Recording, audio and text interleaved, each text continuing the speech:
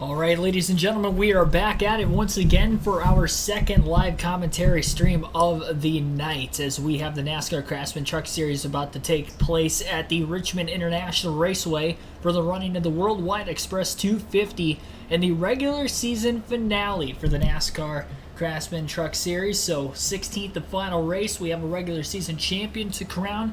That would be 15 additional playoff points to go into either Corey Heim, who starts second tonight, or defending series champion Zane Smith in the 38, who will be starting a little bit deeper in the field. 15th is where he qualified earlier this afternoon. It is a short track, 3/4 of a mile in Richmond, Virginia. It is going to be a very fun night of racing around a very slick racetrack, very hot, very old surface, and definitely going to have some fun bringing you guys the flag-to-flag action.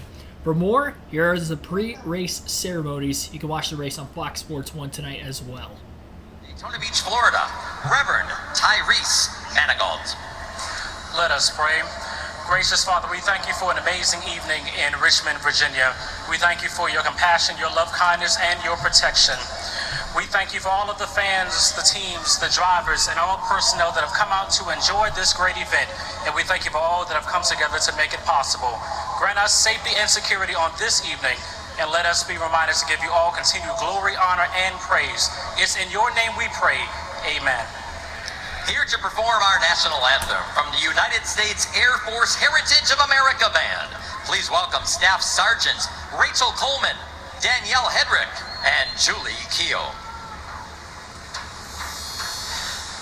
Oh, say, can you see by the dawn's early light what so proudly we hailed at the twilight's last gleaming, whose broad stripes and bright stars through the perilous fight o'er the ramparts we watched were so gallantly streaming, and the rocket's red glare, the bombs bursting in air, gave proof through the night that our flag was still there.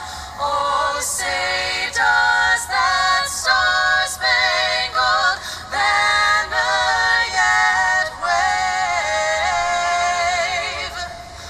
o'er the land of the free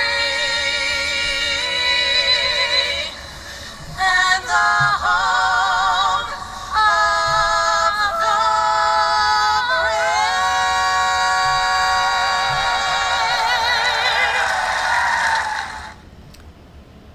Got the fighter jets flying over for the Truck Series race tonight at the Richmond Raceway. And we are going to have a fun 250 laps of racing here tonight for you guys. We'll bring you the starting grid for the Worldwide Express 250 at Richmond. Ty Majeski will be on the pole for the start of this one for Thor Sport Racing, still in search for his first win of the 2023 season. And current points leader Corey Heim will start to his outside in row 1. William Sawalich tearing it up in the ARCA Series, trying to go for an Truck Series win here tonight. He'll start on the inside of row 2. He's making another start, I believe his third of the year in that number 1 truck. Ben Rhodes, another Thor Sport truck, qualifying very well today. He'll start to the outside of row number 2. Matt Mills and Christian Eckes in row 3. Mills making the start in the 51 for Kyle Busch Motorsports, who got their their 100th win last weekend with Kyle Busch winning in that truck. We'll see what Matt Mills could do in his debut at KBM tonight. Tanner Gray and Matt Crafton will be in row 4. Crafton just 9 points to the good coming into today's race. He is barely ahead of the cutoff line. Last driver in at the drop of the green flag. Chase Purdy and Matt DiBenedetto will be in row 5. More to keep up with DiBenedetto throughout the night. Also on the bubble for the playoffs. Bailey Curry in the 41 for the second straight week for Nice Motorsports. He'll be on the inside of row 6, and rookie Jake Garcia in a must-win situation tonight to his outside. And row number 7 will be Grant Enfinger and Nick Sanchez. Sanchez also just above the cutoff line on the bubble. Zane Smith, as mentioned, second in points, trying to run down Corey Heim for the regular season championship tonight. He'll be on the inside of row 8 with Raja Kruth, the rookie, to his outside. Carson Hocevar, two-time winner this season, on the inside of row 9 with Daniel Dye to his outside. And Taylor Gray and Dean Thompson will round out the top 20 in row 10. Row number 11 will be Tyler Ankerman, Lawless Allen. Stuart Friesen and Connor Jones in row 12. Friesen starting deep in the field. He is the only driver, or I should say not the only driver, but he is the closest driver to the cutoff line that is below it to start today's race. Again, only 9 points to the negative as he tries to beat Matt Crafton. Connor Jones and Haley Deegan, Brett Holmes will be in row 13. Row 14 will be Colby Howard and Ryan Vargas. Will Rogers, Timmy Hill in row 15. Row 16 is going to be Derek Lemke and Spencer Boyd, Mason Massey, Justin Carroll in row 17.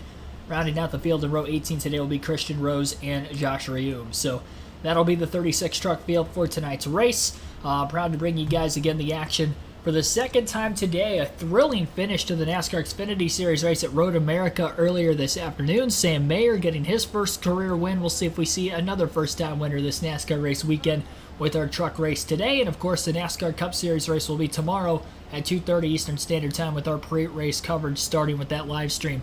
Harry T. Union Pacific, 4855, Philip Moore, Delbert Wilson, Billy Kramer, Mark Witkowski, Joanne C., Geraldo Castudio,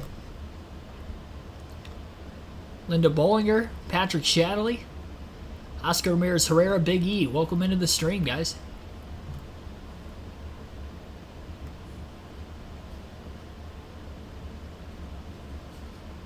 Who do I reckon? I don't know what you mean by that. Tomorrow, though, the drop of the green flag scheduled for just after 3. So just after 3 o'clock tomorrow Eastern Standard Time will be the drop of the green flag. Robert Perkle, welcome into the stream as well. Remember you, obviously, from earlier today. A lot of you guys returning from the race earlier. Jordan Thurston, thanks for tuning in. Who's my pick to win? Oh, man, I don't really know. I didn't look at practice or qualifying times for the truck race. I was focused on the Xfinity race earlier and then the Cup race for tomorrow. I mean, Ty Majeski's had a lot of speed when he started up towards the front of the field. Ben Rhodes has won here before, so I feel like Thorsport's going to be good. Corey Heim has been good on the short tracks. He won at Martinsville this season. I'm trying to think, who won at... Larson won at North Wilkesboro, so that wouldn't really work out very well. That truck's not even in the field tonight. Spire Motorsport entry.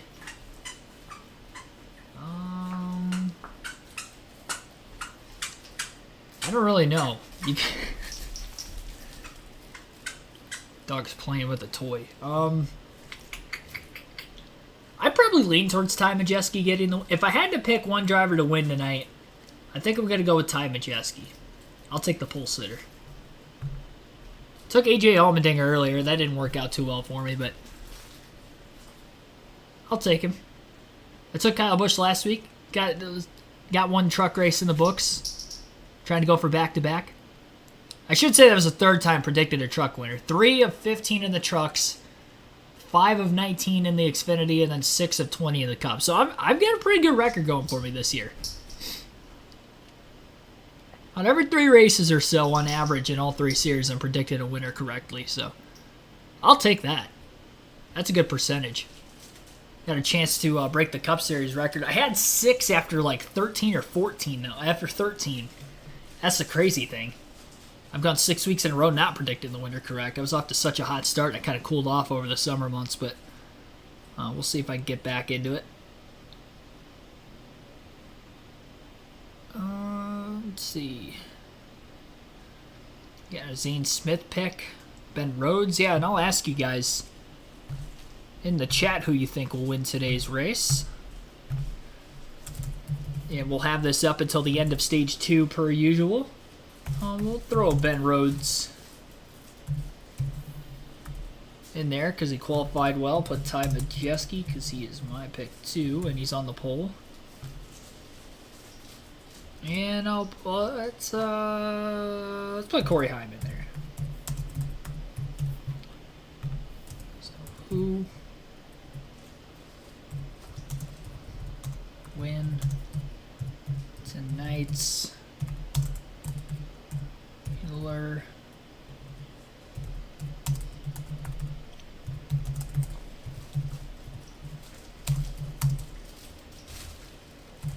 Richmond.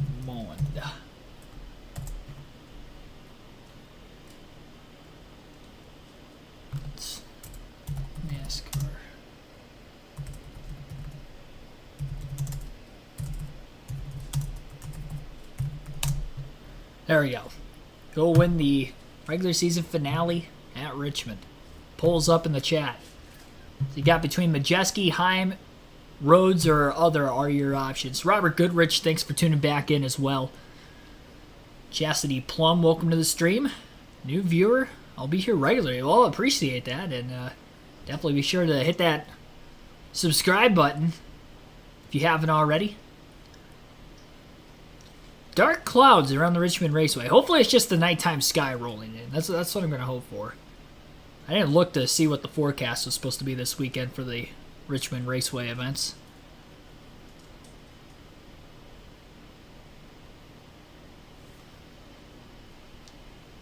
Missing us in Richmond, but right now we've had a lightning delay, but that'll go away in 20 minutes, and then we'll see what happens next. For most of these drivers, I was wondering, they were showing drivers getting out of their vehicles, and I was wondering why. So lightning delay for the start of today's race. What's new? What's new with NASCAR over the last month?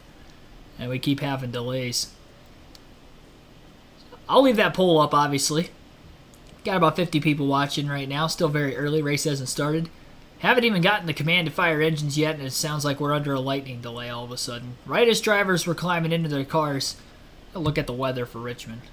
I was going to say, it looked like there was some dark clouds off in the distance, and obviously it has caused a lightning delay, so I'll check that out real quick. And I'll show you guys the radar on my phone as well, according to the Weather Channel. Let's see here. Richmond, Virginia. 91 feels like 99. It is a scorcher out there today. The fact that it's that warm and it's 8 o'clock is insane. Tomorrow's cup race is supposed to be cooler, 87, but probably right around 100 humidity, knowing it's down south. So, let's see here. Yeah, we will get the race in tonight. It does look like they've got some rain coming in, but hour by hour forecast, 9 p.m. local time. Only a 15% chance of rain all the way through the rest of the night. Probably the humidity causing a pop-up shower here. So they will get this race in. The good news is with the short track package, if the track is damp, they could still race. It doesn't have to be completely dry, so they might not even have to wait all the way to 9 o'clock to actually start this thing. So we're going to have a little bit of a delay. Our goal is going to be 100 likes, so we did not quite get to our goal in the Xfinity race earlier. Well, unless we got there after the stream. I haven't really checked since that stream ended a little over an hour ago. Aliens, not lightning. Aliens. Oh, jeez. Let's see here.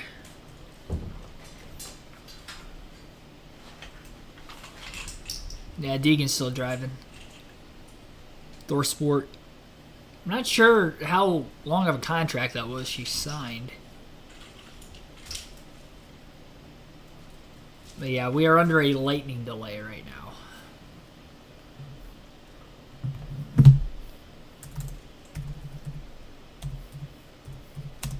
Currently under a lightning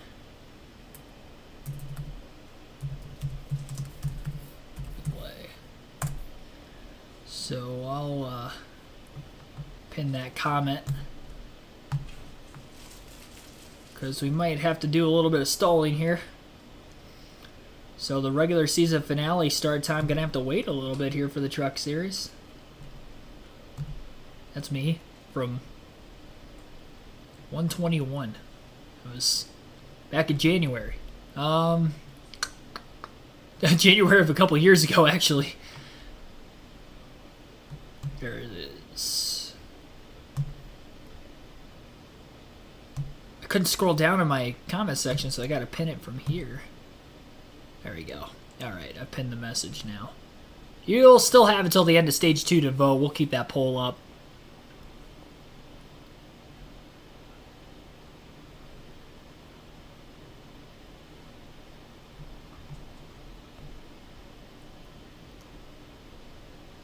I was going to look up the radar. I never looked it up. I was just looking up the hour by hour.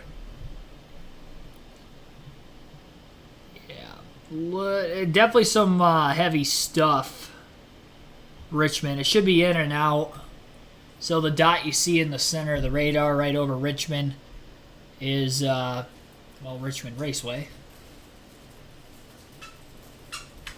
Well, that's actually downtown Richmond. I'm not sure exactly where the racetrack is in accordance to this. I haven't been to Richmond before, so I'm not sure like what suburb the track is actually at. But regardless of the fact, downtown Richmond, you can definitely tell that there's some heavy rain incoming.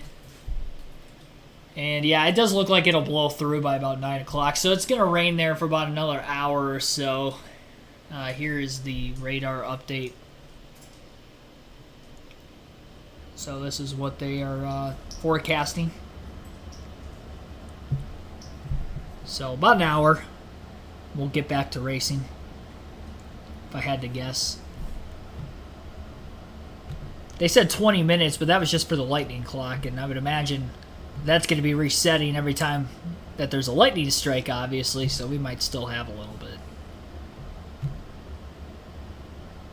Take a look at the point standings coming into the race while we're waiting here, because obviously that's going to be a big emphasis of the night. We'll be talking about it all race long. I mean, you talk about it every race, the closer and closer you get to this point in the season. But now we have eclipsed the regular season finale for the NASCAR Craftsman Truck Series. Corey Heim has a 42-point lead over Zane Smith for the current points lead as of right now.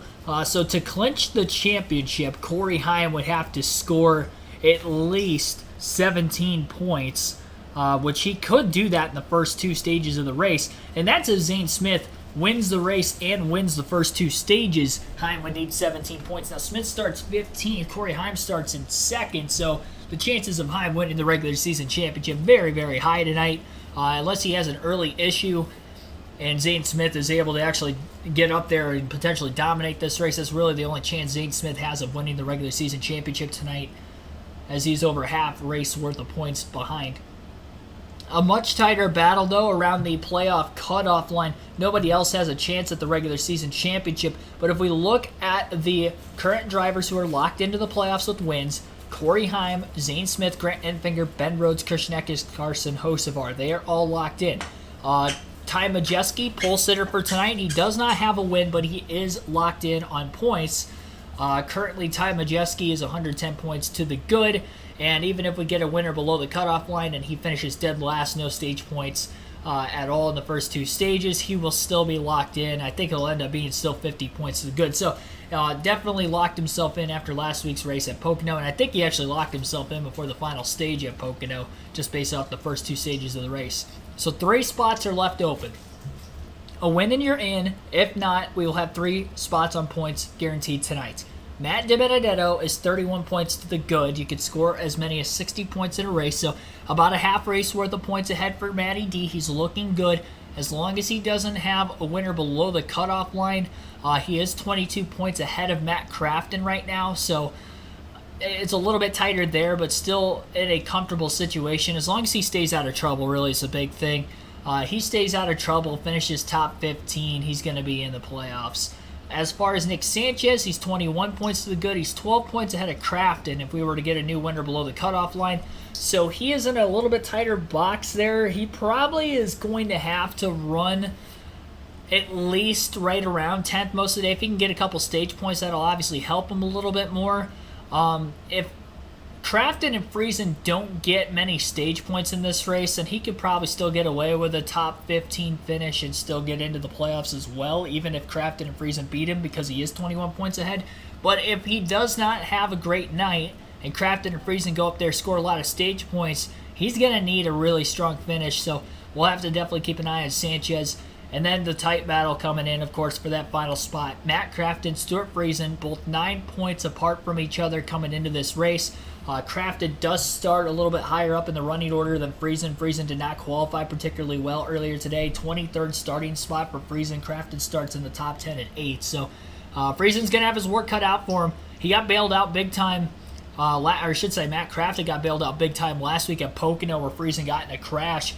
And now is 9 points to the negative coming into the race, where I think going into last week's race, he was only down 1 point and outran Crafton. He scored stage points in the first 2 stages. Crafton was outside the top 20 the whole day, and all the wrecks that ended up taking place, Crafton got a top 15 finish out of it at the end of the day. No stage points for Crafton, though, so he definitely didn't pull ahead by much because of the lack of the speed in that race truck last week. ThorSport as a whole was off last week at Pocono, but they seem to be on it this week with 2 cars starting in the top 5, 3 in the top 10.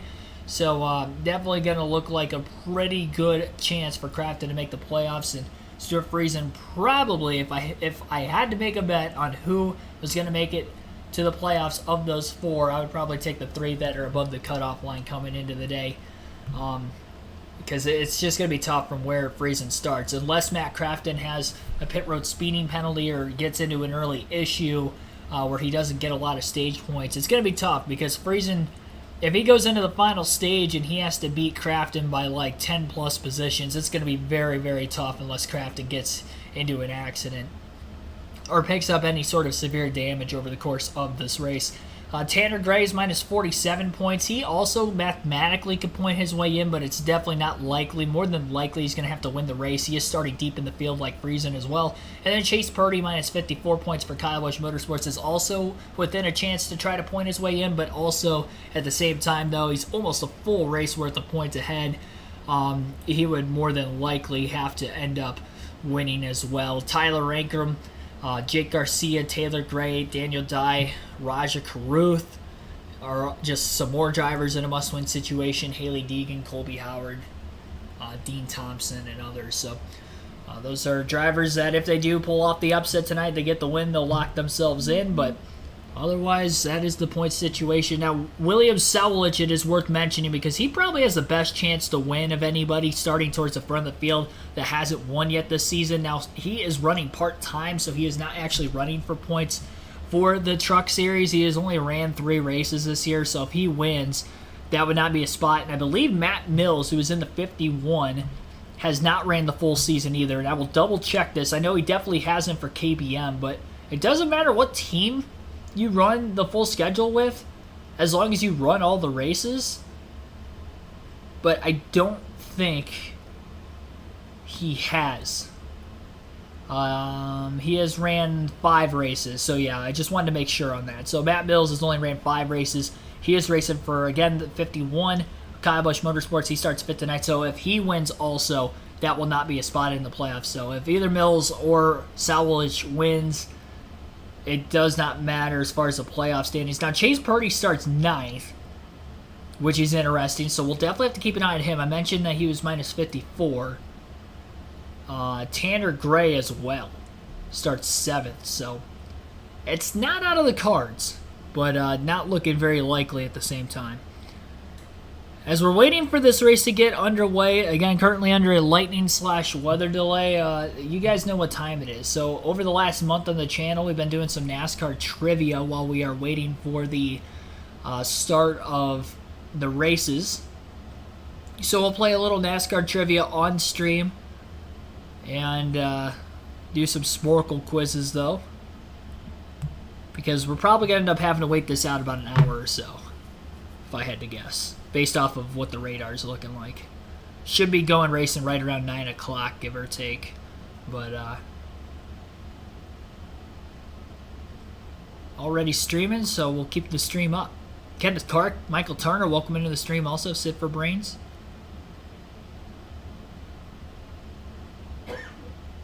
Corey Heim DNFs early in the race. It would be because I jinxed him. I'm sure that there's been a lot of people over the course of the week that have said the same thing, so I wouldn't blame it solely on me. I don't believe in that stuff anyway. What I say over the stream has no impact as to how Corey Heim will perform on the racetrack today. Yeah, covers on the trucks. Well, they always put the covers on during delays just in case it rains. It doesn't look like the wind was picking up quite a bit, though, too. So those heavy storms definitely on the way in. Big D, thanks for tuning in. Yep, we are on a weather delay right now. So we will do some Sporkle trivia, and we'll find something. Let's go NASCAR Sporkle, and we will try to find something.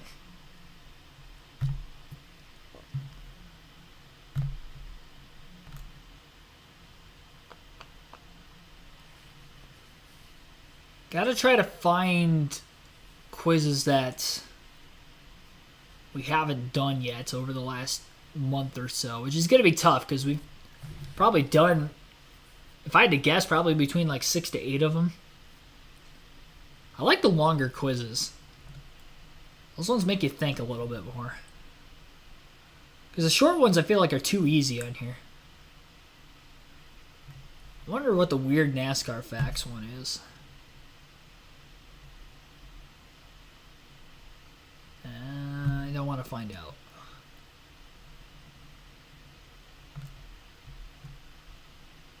Let's look up some minefield ones.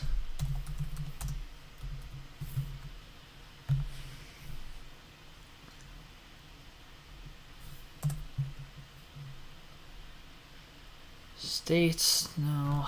Okay, NASCAR Cup Champ, no.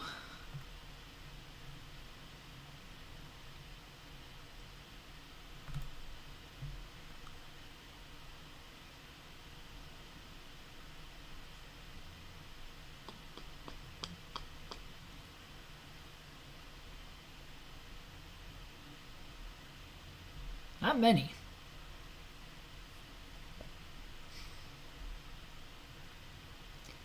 Name the top 14 drivers in NASCAR Cup Series race wins without naming 15 to 29. That's an interesting one.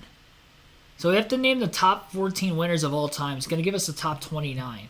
And we have to not pick the ones below. I feel like I can get 100% on that. I feel like I should be able to. I wonder how up to date that is, though, with Denny Hamlin getting 50. Because didn't he just tie Junior Johnson? Yeah, that's interesting. That's interesting to see how up to date that is. I'll see when it's last edited.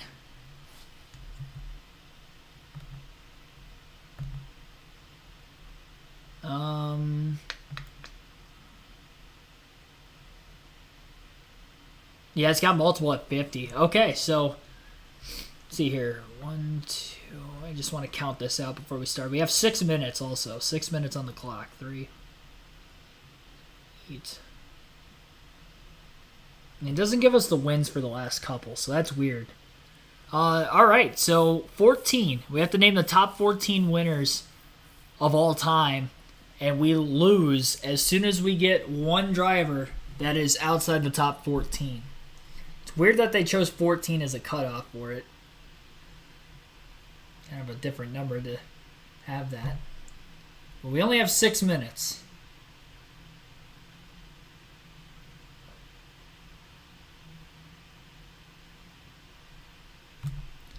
Alrighty. Let's do it. Obviously, we know Petty, number 1. Lee Petty is also on that list. Okay. Safe. All right. We got to go in order. We got to go in order. Pearson, Gordon, Allison, 84. Waltrip has 84. 83, Jimmy Johnson. Junior Johnson also on the list of 50. Yarborough's got 83. 76 is Earnhardt. 63. 55 is Rusty Wallace, I know. 50 is Denny Hamlin. Oh, no, it's not up to date. Hang on, that doesn't count. That doesn't count. That should not count. Hamlin just got his 50th win last week, so that's not up to date. I thought it was going to be. All right, we got to restart. That shouldn't count against me. Denny Hamlin literally just got his 50th win last week.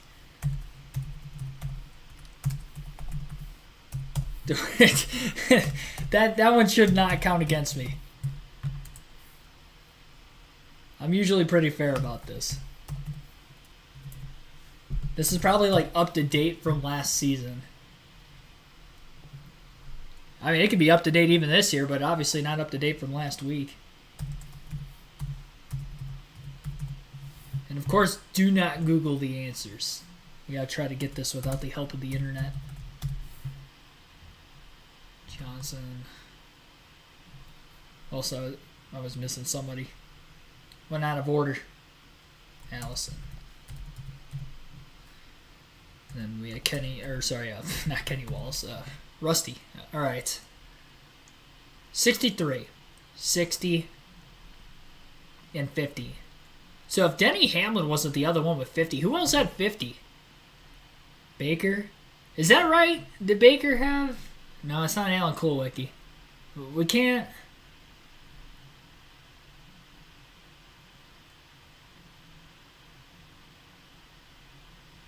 Remember, we can't get one wrong, so we can't just guess.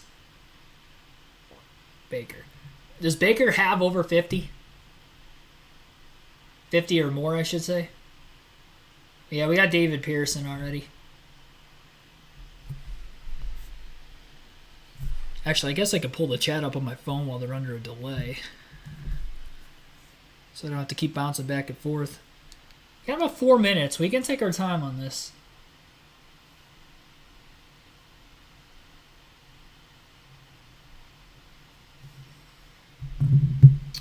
Oh, boy. We need multiple confirmations in the chat about Baker. Because I'm not confident that he has 50 or more wins.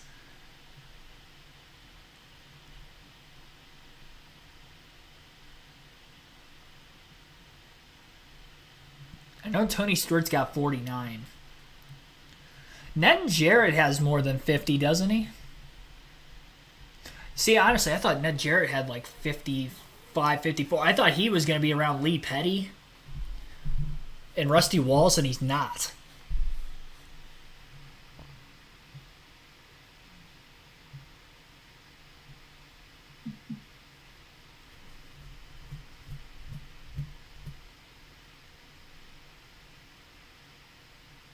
I know, let's see here. Ned Jarrett has 50. I figured he was going to be there. All right. Yeah, so Ned Jarrett was there. I figured he was. We confident with Baker? Oh, Kyle Busch and Harvick. Yeah, I'm so stupid. See, that's why I'm glad we didn't go Baker. Busch and Harvick. Oh my gosh. I wasn't even thinking about current drivers being on the list for some reason. Thank you in the chat. I'm glad we didn't go Baker. We would have lost that. I figure we can go 100%. And then Denny Hamlin obviously is now on there at 50. Alright. I figured we could get 100 on that one, so we did. That's good. Let's look up what other NASCAR ones they've got. We're 1 for 1. Baker's got 19. Oh, yeah, it definitely wasn't enough. I knew he had a championship, but I was unaware exactly if... I honestly thought he had more than 19. I would have thought he had more than 19, to be completely honest. All right.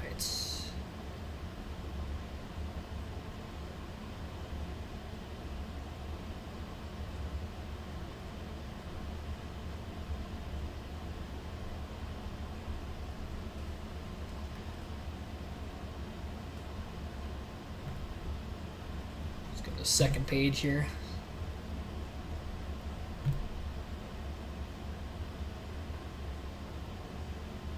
Daytona 500 winners avoid the decoy. Oh boy, that'd be interesting. Do they have all of them? No, they only have 10.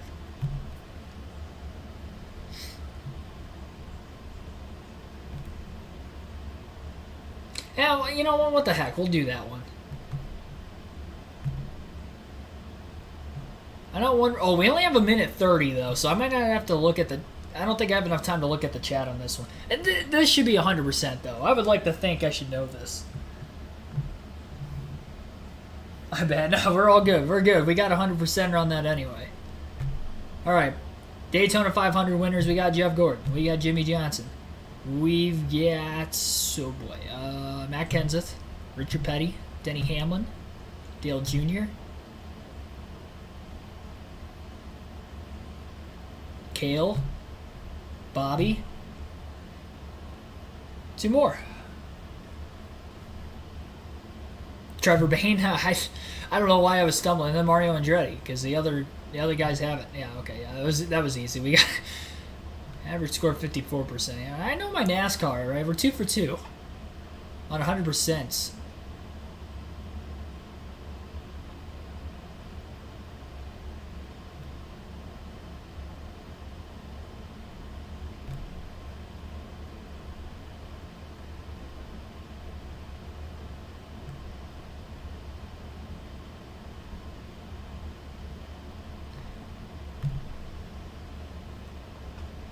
Too easy. Top 10 from 1988 to 2008.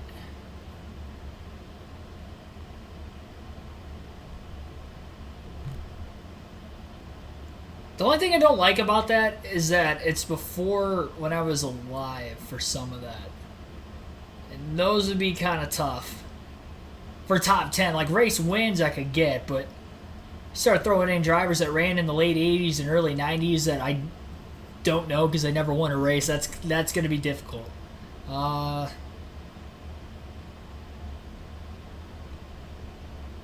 Active drivers with the most wins. Stats for 2000s. Let's try this. Oh, okay. This is a longer quiz too. So let's take a look at this. This will be our next quiz. And just want to keep an eye on what's going on there. Let's make sure they're obviously still under the delay, which they should be. Last thing they're interviewing drivers in the garage yet, so they're not even anywhere near their trucks right now. All right, we'll get this next quiz in. I gotta let the ad play real quick on my phone so I can get the chat back. So yeah, let's take a look at this. So this is going to be 2000. So from 2000 to 2009. All right, 2000 to 2009. We've got to name the top, top 10 in each category. So we got top 10 in wins. Second place finishes. That's going to be interesting. Top 5s, top 10s. Polls is going to be tough. DNFs is going to be tough. DNQs is going to be probably the toughest. Daytona 500 winners for those 10 years. Brickyard 400 winners those 10 years. Championship. Earnings, which you would imagine we'll probably get with the rest of them. Restrictor plate wins. That's an interesting category right there. Coke 600 wins and then road course wins. Type none for a free point. All right, well, I'll remember that. 15 minutes. We can get close to clearing the board here, I think. It's going to be tough, though, because DNQs and DNFs, like, you have to really know your NASCAR. You have to know your NASCAR to just know who DNF'd the most in the 2000s. Especially because, like, I was really young at this time. So that makes it a little tough for me, personally, and I assume a lot of you guys it's going to be kind of tough, but yeah, we'll have some fun with this one. I like this quiz. I hope they have something for the 2010s also, because that would be a good segue into the next quiz. If they have something for the 2010s on top of this, that'd be great.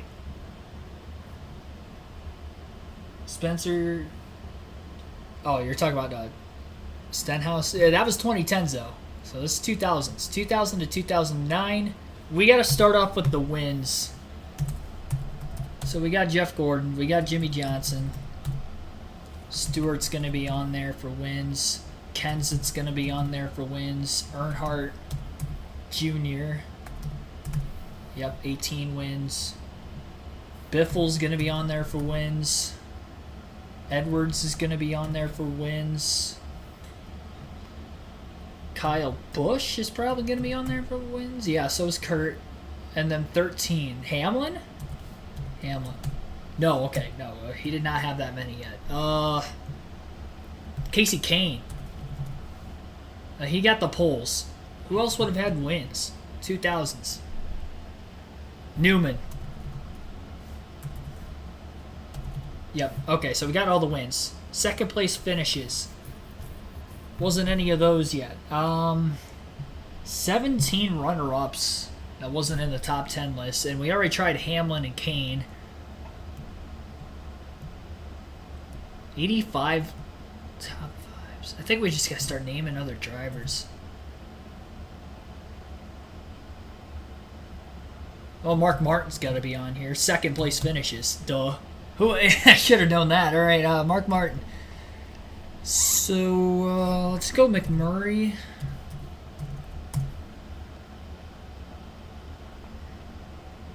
Coke 600 wins. Casey Mears will be on there.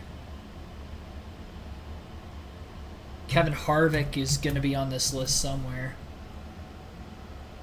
So he was on the second place finishes.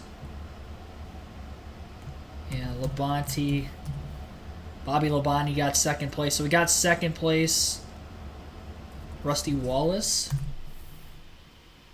We need one more for top fives and top tens that I haven't named yet. Some bigger drivers from the 2000s.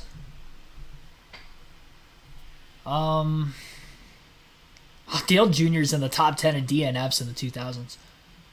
Probably why he never won a championship. Just inconsistent. 11 poles.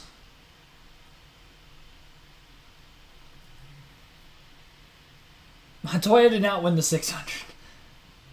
He's going to be on the road course ones, though, probably. You guys are not helping me in the chat. So some of you are trying. The Burtons, yeah, Jeff Burton's probably that. Yep, Jeff Burton was the top 5, top 10 we were missing. Okay, so poles, 11 poles in the 2000s that we have not named.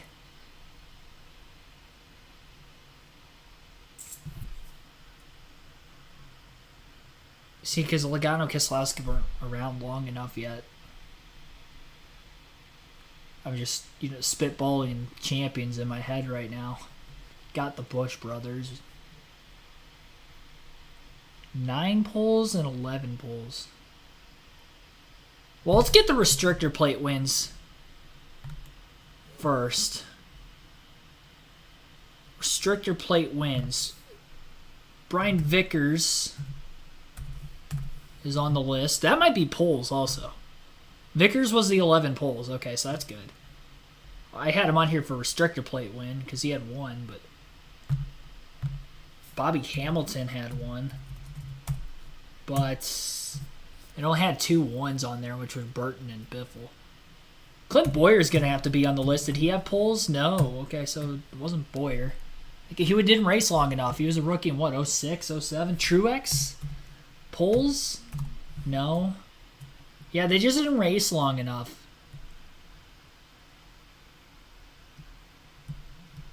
Steve Park?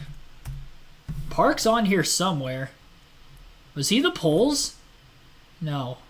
I don't know where he popped up at. Oh, road course win is where Steve Park popped up. Let's get Montoya out of here then, because he had a road course win. Montoya, then the none. One more road course win in the 2000s. 2009 Coke 600 winner was Rudiman.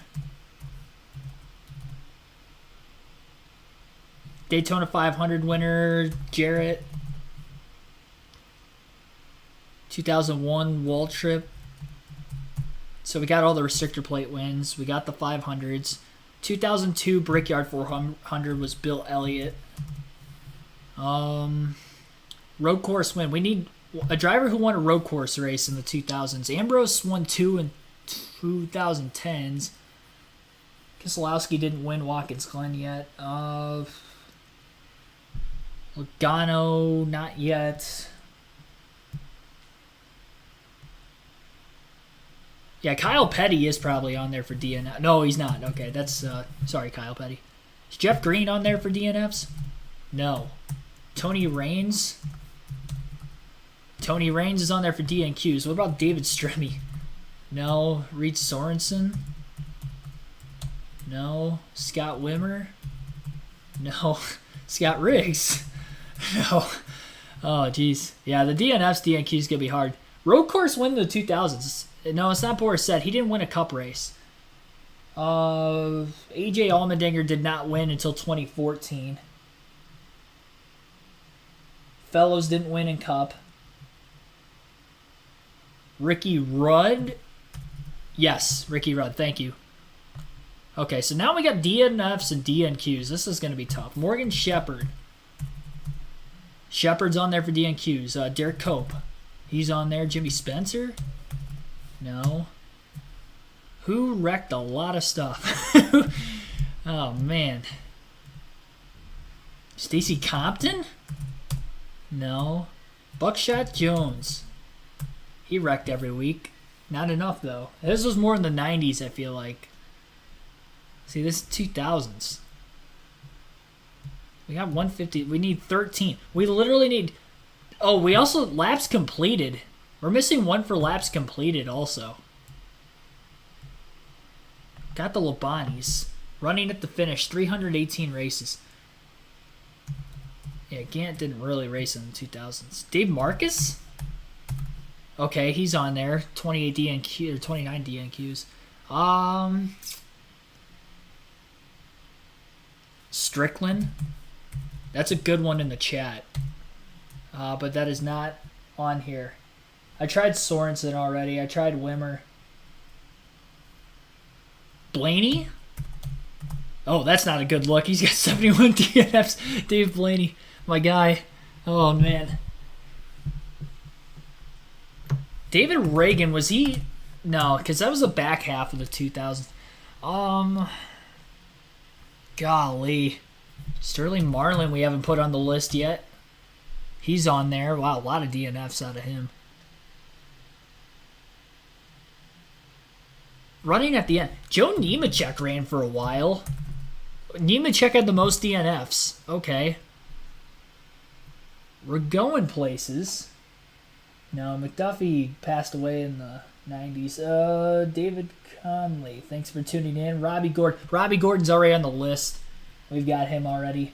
Franchitti, I don't think he raced. Yeah, he only raced like one season, so he's not going to be on there. Bodine, that's a good one. Yeah, Todd Bodine wrecked a lot in Cup. So we got Bodine, that's a good one. Andretti? I mean, no, I don't think John Andretti's on here. He took care of his stuff. Oh, boy. This is tough. I tried...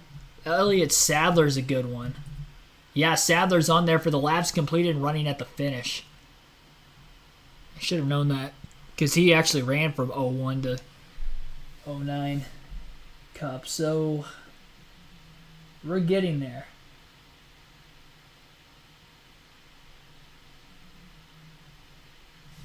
Houston? Tommy Houston? I don't think he really ran Cup much, yeah. That ain't it. Casey Atwood? I don't think he ran Cup enough. Jerry Nadeau. He only ran for 3 seasons. So I don't think that's going to do it, no. Yeah, his career-ending injury was in 03. He just didn't run enough. Fittipaldi's an interesting one. I don't think he ran long enough either. Stanton Barrett, I don't think... Oh, Stanton Barrett was on here, okay. That was a shot in the dark. I didn't think I was going to get that. I didn't think he ran long enough. Oh, guys, we're only 4 away. If we can clear this quiz out, that would be something. Most DNQs.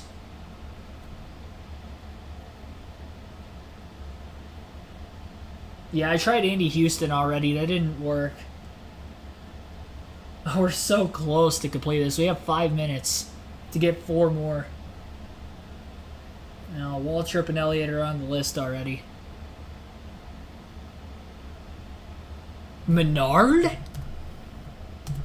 Oh, dang. Because we still need 1 more for DNFs. And then we need 3 for DNQs. I tried David Green. David Green's on here already, I believe. No, he's not. Never mind. I did try him, though. I tried David. And who else? Kevin Grubb. No. Oh, jeez. It's tough. Carl Long's a good one. Yes, let's go. Carl Long, most DNQs. We're only 3 away. I tried Buckshot Jones. I was actually surprised he wasn't on here. I think he only had a few years in the 2000s, though. I think he only ran from till like 02 or 03.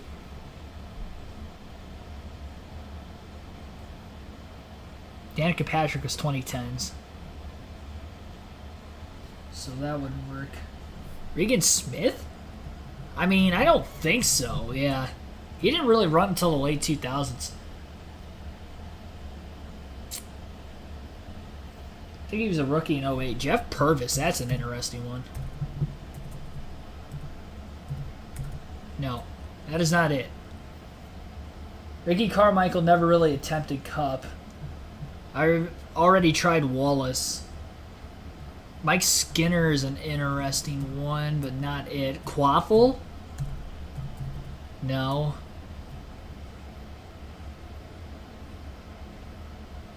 McLaughlin's a good one. I think he only really ran in Xfinity, though.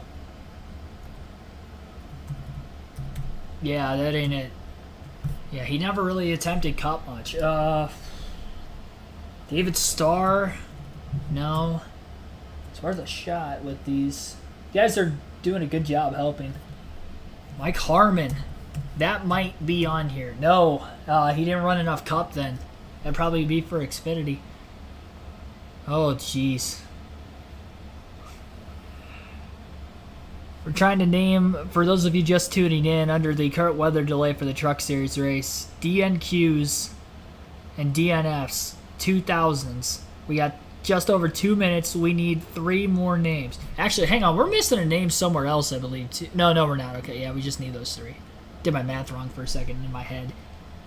39 DNQs, 60 DNQs, 46 DNFs. Jack Sprague, we'll try it, but I don't think he's going to be on here. Nope. I tried Stremi already. Josh Wise, no, that's 2010s, though. Yeah, that's more 2010s. That was a good guess. Just a little bit late. Michael Waltrip isn't on here already. Shane Neal. Nope. Scott Speed, I don't think... Yeah, that was more... late 2000s. Hornish is probably the same thing. Too late in the 2000s. Mike Bliss is an interesting one. Oh, that was a good guess, too. Dang, this is so tough. This is really making us think. Johnny Sauter. No. Crafton didn't really try to run Cup much, so he's probably not on here. Try it anyway, but didn't think that was going to go through. Johnny Benson? No. Yeah. James Hilton? No. Give up? Oh, man, I don't want to. We're so close. I'm curious to know if I'm going to... Wait, hang on. Bradbury? No. Oh, that wasn't it either. Oh, I thought I had that. I thought I had that. I tried Riggs. Cobb never tried Cobb. Man, I thought I had the Bradbury one.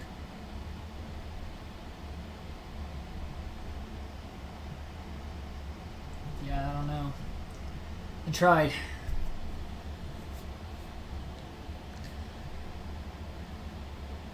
Oh, we're so close. We definitely beat the average. We killed this quiz. We just didn't get... It sucks to be that close. Kevin LePage. I mean, we should have... I feel like we could have gotten that. Kirk Shelmerdine and Ken Schrader DNF'd a lot, which I didn't think he really raced enough in the 2000s. No, I guess he did. Yeah, he ran the 49 car up in 06. So, I mean, I guess he did run for over half the decade. So he ran a lot of backmarker stuff there towards the end. So that's probably why he DNF'd a lot. Yeah, that never really popped in my head, honestly. Kirk Shelmerdine. Maybe over time we could have got... We should have gotten LePage. Man, we came close. 98% I think we got. That would have been a incredible one to complete. Average score 86%. So we definitely beat the average. Average score is pretty high, honestly. Quite surprised. Let's see here. Check back on the race broadcast, see where we're at. Go from there. Nothing yet. Speed on pit road. Don't slow.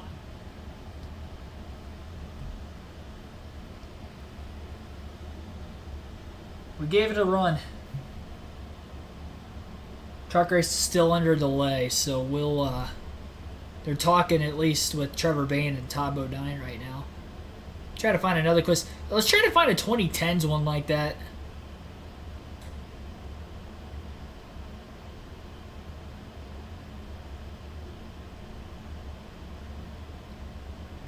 Let's go NASCAR stats 2010s.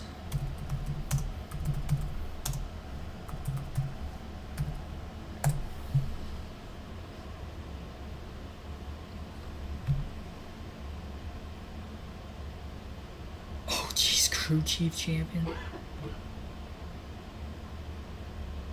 Oh, this has a lot more stats too. And we only have 10 minutes. This one we have 5 less minutes than the last quiz, and we literally have more categories. Now, that tells me that maybe the same driver fills up a lot of these categories. But okay, so let's flip our brains here for a second. Same thing we had last quiz. For the most part, there's a couple extra categories, like they have percentage, top 10s, top 5s. I would imagine that's going to be all about the same as regular top 5s, top 10s. I don't know what the percentage size has to be for how many races they ran to. That's interesting. We'll try to get average score. It's going to be tougher because we have 5 less minutes. But yeah, let's do it. Champions, we'll start off descending order. Busch, 2019. 2015, Truex in 2017. 2018 was Logano. Keselowski had a title in that stretch. Harvick. Stewart. Johnson. And there we go. We got the champs. Car owners would be Gibbs. Hendrick.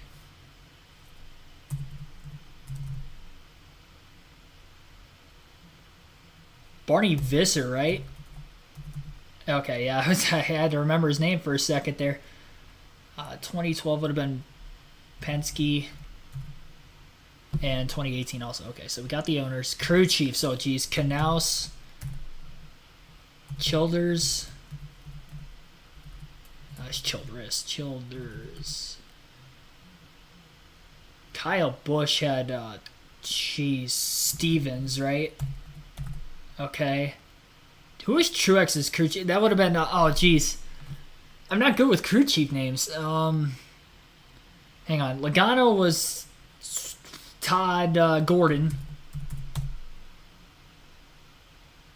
Jeff Gordon would have popped up down there.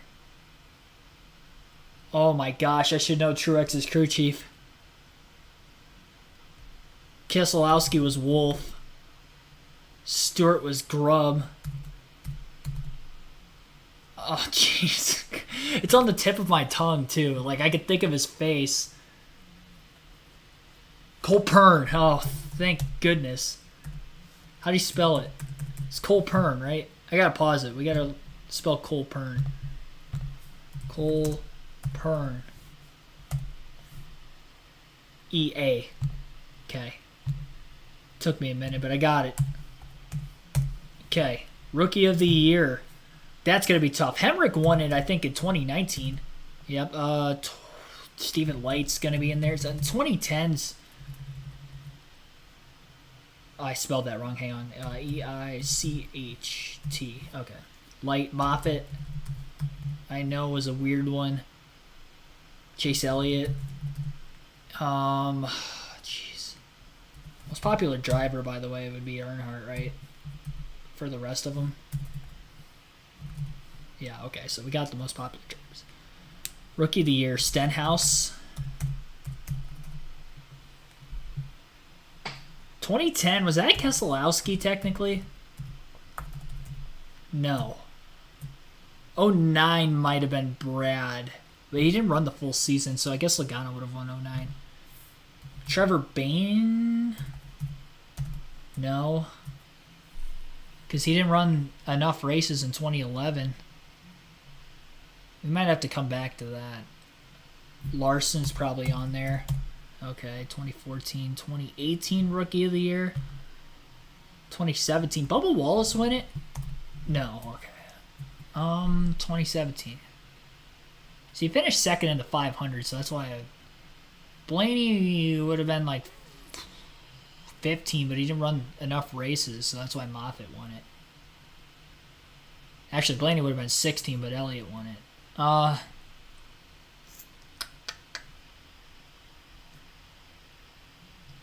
Yeah, we can't spend too much time on this. Golly. Ford, Toyota for manufacturers. Ford, Chevy.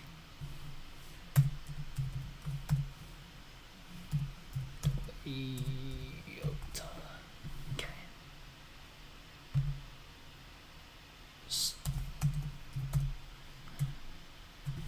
I had to bounce around to a different category. Wins, Edwards. We haven't gotten him yet on the list.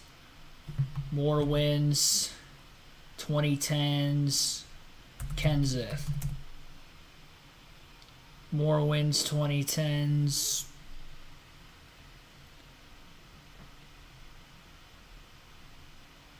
Oh, geez. 29 wins in the 2010s.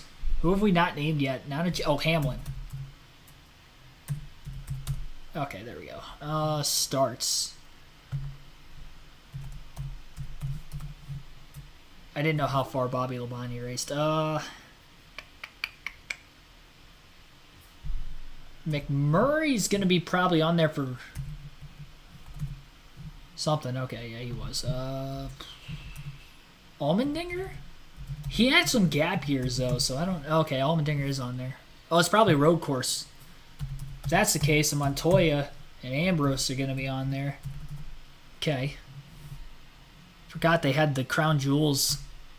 No, it doesn't have Crown Jewels on this one. It did have road course wins, though. Who else won on a road course in this time period? We're missing two of them with one. That's tough. I haven't put Biffle on the list. He is not on the list, though. David Reagan's probably on there for restrictor plate wins. Boyer had a restrictor plate win. Burton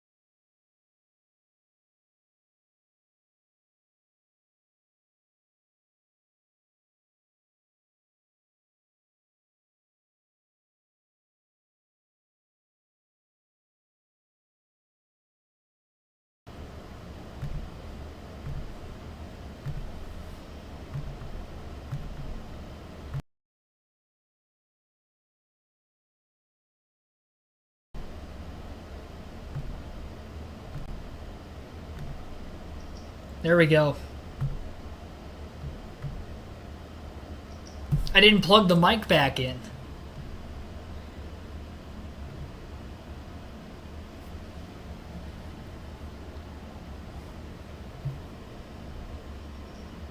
Having all sorts of technical difficulties, but I think we're good to go. Yeah, I didn't plug the mic back in when I unplugged my my laptop. Apologize for that. I was commentating the start of the race. I almost missed the start. I got to the start, and then we had some other issues arrive, and I think they're all gone now, hopefully. I thought they were gone before. I didn't realize my mic wasn't working, and also the camera was frozen too, I guess, but we're good. Everything is all good. I'll be sure to like and subscribe for more daily NASCAR content. Apologize for that. Technical difficulties last minute right before the start of the race. The weird thing is, the start of the stream was going smoothly up until like 5 minutes before the drop of the green flag. And then I had to scramble around there for a couple minutes, but we're good.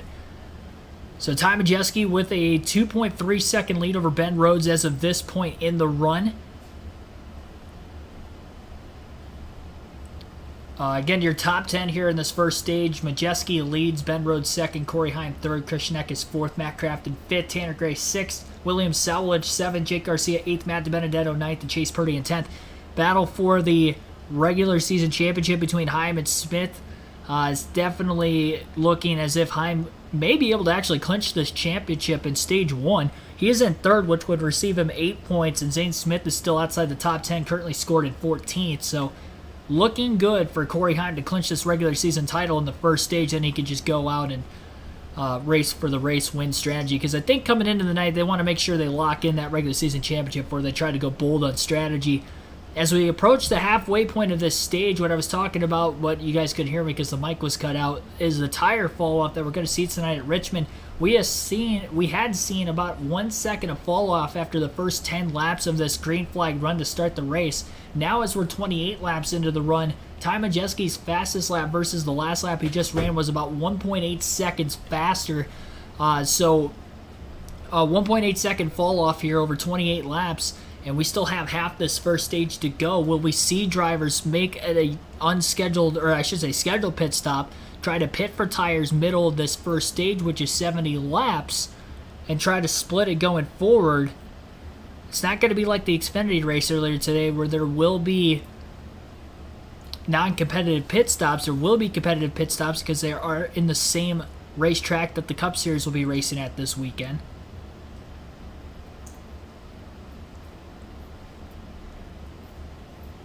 Which could play into effect as well if a speeding penalty happens. I'd imagine we're not going to see any of the bubble drivers be too aggressive with the strategy in this first stage. I feel like it may be a little bit too risky to do that, unless you're in a must-win situation, and why not?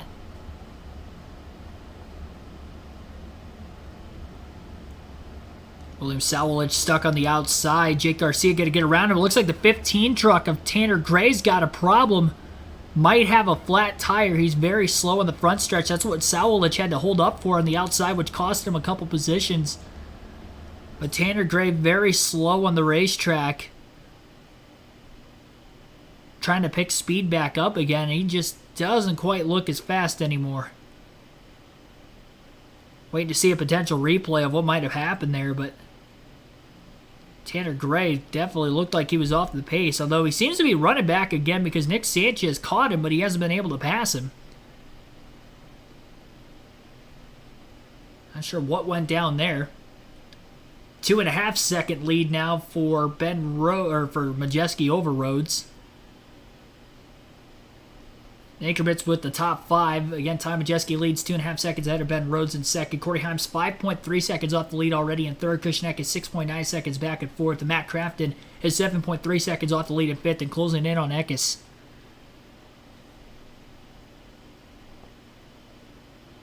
Matt Mills falling back to the 10th place position after qualifying fifth. Again, he's in the 51 truck for KBM here today. About halfway through stage 1, we'll see if we get any pit stops. For right now, that hasn't been the case. Majeski rolling his way through more lap traffic. Right around the bottom of the racetrack right now. We're seeing quite a bit of that over the course of long green flag runs in this race. There are 28 trucks on the lead lap right now. And that number will only drop the longer this opening run goes. 35 caution-free laps nonetheless in a 250-lap race so far to start things off. His first two stages each 70 laps. Final stage is going to be 110 laps. And they will have to make a green flag pit stop guaranteed for fuel there. I'm surprised there hasn't been anybody try to go off strategy and make a pit stop here in stage 1. And I don't know how many sets of tires these truck teams have as well, so that might be playing into effect as to why we haven't seen anybody pit.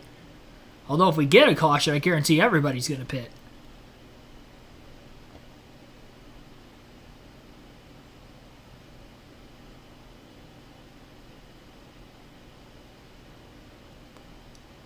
I'm not even sure how much more these tires can fall off speed-wise without blowing compared to how much they've already fallen off. I mean, we've seen some drivers fall off almost 2 seconds already. A lot of drivers very close to 2 seconds off. We're only 38 laps in. I mean, a full fuel run, they're going to be 3 to 4 seconds off the pace.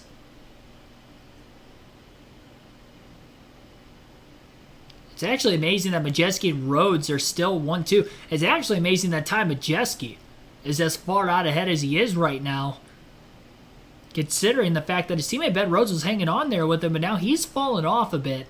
And Corey Heim is actually the second fastest truck on track behind Ty Majeski.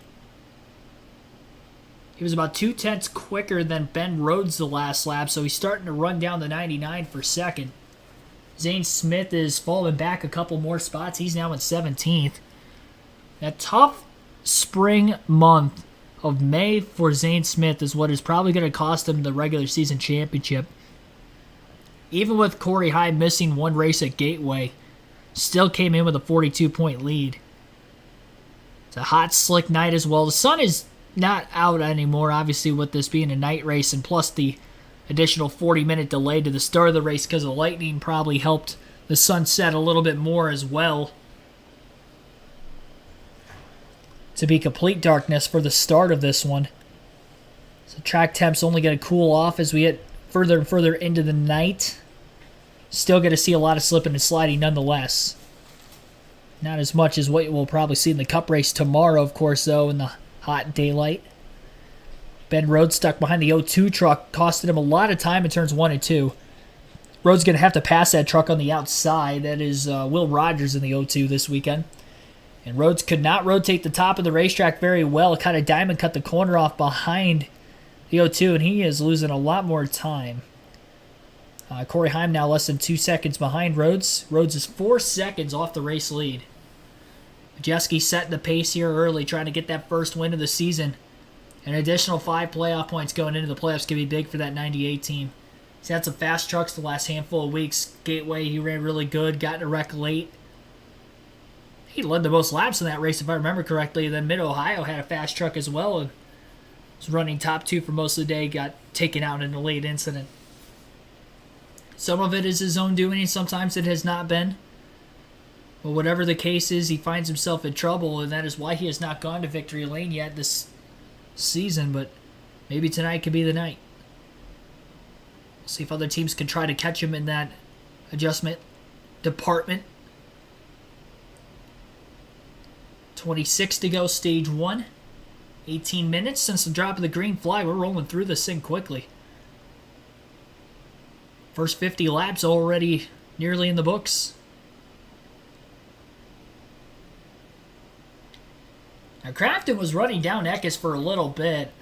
Eckes picked it up a skosh, and now he's about a full second ahead of Craftsman. Jake Garcia passed William Sowlich a few laps ago, as well as Matt DiBenedetto to move himself to 6th. Fastest car on track that last lap was Majeski again, dropped to 25.176. It was 2/10 faster than Ben Rhodes, 3/10 faster than Corey Heim. And Matt Crafton posted the second fastest lap time in each of the last 2 laps.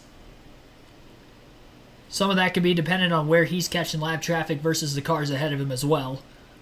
Because he's not as fast as Majeski with the clean air, but he is the second fastest truck on track currently.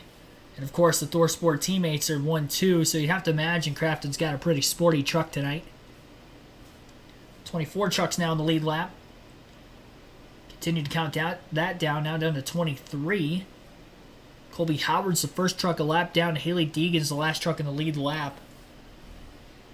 Stuart Friesen is in danger of going a lap down. He qualified 23rd. He got up to about 19th, and now he's back to 22nd again. He's at the tail end of the lead lap. If he goes a lap down, remember, he was the only one within striking distance of being able to point his way into the playoffs that came in below the cutoff line. And all of a sudden, he's battling Haley Deegan for the last truck on the lead lap. Majeski goes up the middle, 3 wide, just gets to the inside of Friesen.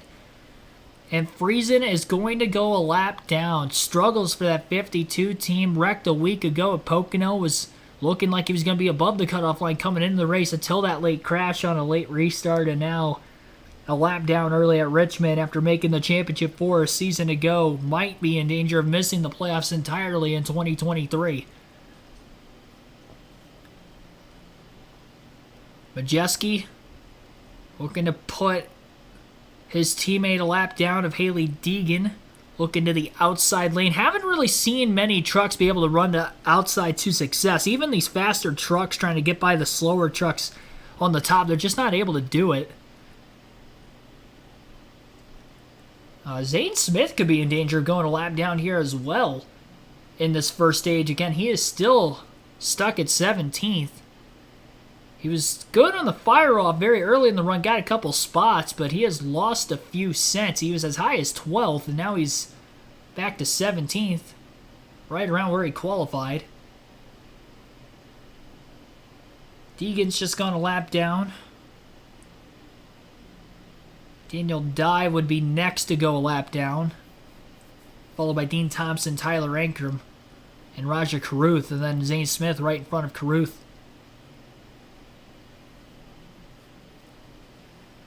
And there we go. Dye's now a lap down. 18 to go yet, stage 1. Lap 53 of 70 in the first stage. Majeski's got a 4.2 second lead over Ben Rhodes. Cutting to commercial break for the second time on Fox Sports 1. This one is a full screen commercial break. So we'll go through the running order rundown here. Ty Majeski in the race lead. Ben Rhodes is scored in second. Corey Heim third. Christian Eck is fourth. Matt Crafton is fifth. Sixth place is Jake Garcia, William Sowlich in 7th, Matt DiBenedetto 8th, Chase Purdy 9th, and Matt Mills is 10th. Grant Enfinger in 11th, Tanner Gray 12th, Nick Sanchez 13th, Carson Hocevar 14th, Taylor Gray is 15th. 16th is Bailey Curry, 17th is Zane Smith, Tyler Ankrum 18th, Roger Carruth 19th, Dean Thompson is 20th. 21st is Haley Deegan, still first truck, 1 lap down. Daniel Dye 22nd, Stuart Friesen 23rd, Colby Howard 24th. Timmy Hill, 25th. Connor Jones, 26th. Ryan Vargas, 27th. Lawless Allen, 28th. 29th is now Lawless Allen. Brett Holmes is up to 28th. Will Rogers, 30th. Mason Massey, 31st. 32nd is Justin Carroll. Christian Rose, 33rd. Josh Ream, 34th. Derek Lemke, 35th. And Spencer Boyd rounds out the 36 truck field tonight for the Worldwide Express 250 at Richmond. Late in stage 1, 5.2 second lead for Ty Majeski over Ben Rhodes in this first stage. Sure to like and subscribe for more daily NASCAR content. Goal of 100 likes on the stream. We didn't get there for the Xfinity race, but I think the delay at the start of this truck race, we may get there very shortly. And sorry again for the technical difficulties, not at the beginning of the stream, but the beginning of this race. I didn't have the audio running there for about the first 20 laps. My laptop just went through a complete reboot randomly. About 5 minutes for the drop of the green flag. Mid-stream, but we didn't lose a stream, which was kind of weird. Potential YouTube problem, though, too, because I mentioned already, my phone, for whatever reason, I couldn't get the chat to update. So it wasn't like it was just my laptop that was doing that. I mean, I guess it could have been an internet issue too. I don't know why my laptop would have went black there for a minute or two, but strange thing. Every truck that keeps getting lapped, Deegan's been able to get around for position, kind of following close behind Majeski. So she holds the free pass position in 20th right now, just past Dye and Carruth after they got lapped. Dean Thompson's last truck in the lead lap, and then Zane Smith is right in front of him as Tyler Ankrum just passed Smith for 17th. They're both right in front of Ty Majeski. Deegan's got to keep very close to the 98 to try to catch him, and Smith is not running very quick. Dean Thompson's going to get to the outside of the 38 truck as they battle now for 19th. Showing some of the fastest trucks on track right now, and it's like Dean Thompson, Tyler Ankrum moving into that outside lane, running some of the faster lap times, but Majeski tried to run that earlier. Some of the other faster trucks at the front of the field also tried to run it, just hasn't been able to get it to work for him. Zane Smith going to go lap down in turns 1 and 2. Looking to block Deegan to the inside off of turn 2. 9 to go this time behind the stage. Deegan going to have to be aggressive to try to get by Zane Smith. Smith is just trying to run the same line as her. He knows how important that free pass position is. Now that has held up Deegan just a bit, because even if she gets around him, if Thompson ends up losing a lap, that's going to be less time for the 13 to get by. Deegan putting the bumper to Zane Smith. Middle of turns 1 and 2. Smith is definitely holding her up. Zane is struggling with that race truck here in the early going. Majeski trying to get to the inside of Dean Thompson, who's put down some pretty good laps here over the last few laps on that outside lane. It's not going to be easy. Now Majeski's going to try to move up to the top again. Thompson cuts to the bottom, center of the corner. Majeski gets a good fire off, and Dean Thompson's going to go lap down. He'll be the first truck a lap down now late in this first stage. Majeski hasn't cleared him yet. Didn't run quite as well off the top through 3 and 4. And now Thompson's going to have to sit in line behind him. Deegan did get by Zane Smith. Now she's got to run down the 5 of Thompson for 18th. Before that stage caution comes about here in a few laps. 7 more to be exact. Top 5, again, Ty Majeski leads. Ben Rhodes second. Corey Heim third. Tristan Eckes in fourth. And Matt Crafton is in fifth. Lap 65 of 250. 6 to go, stage 1.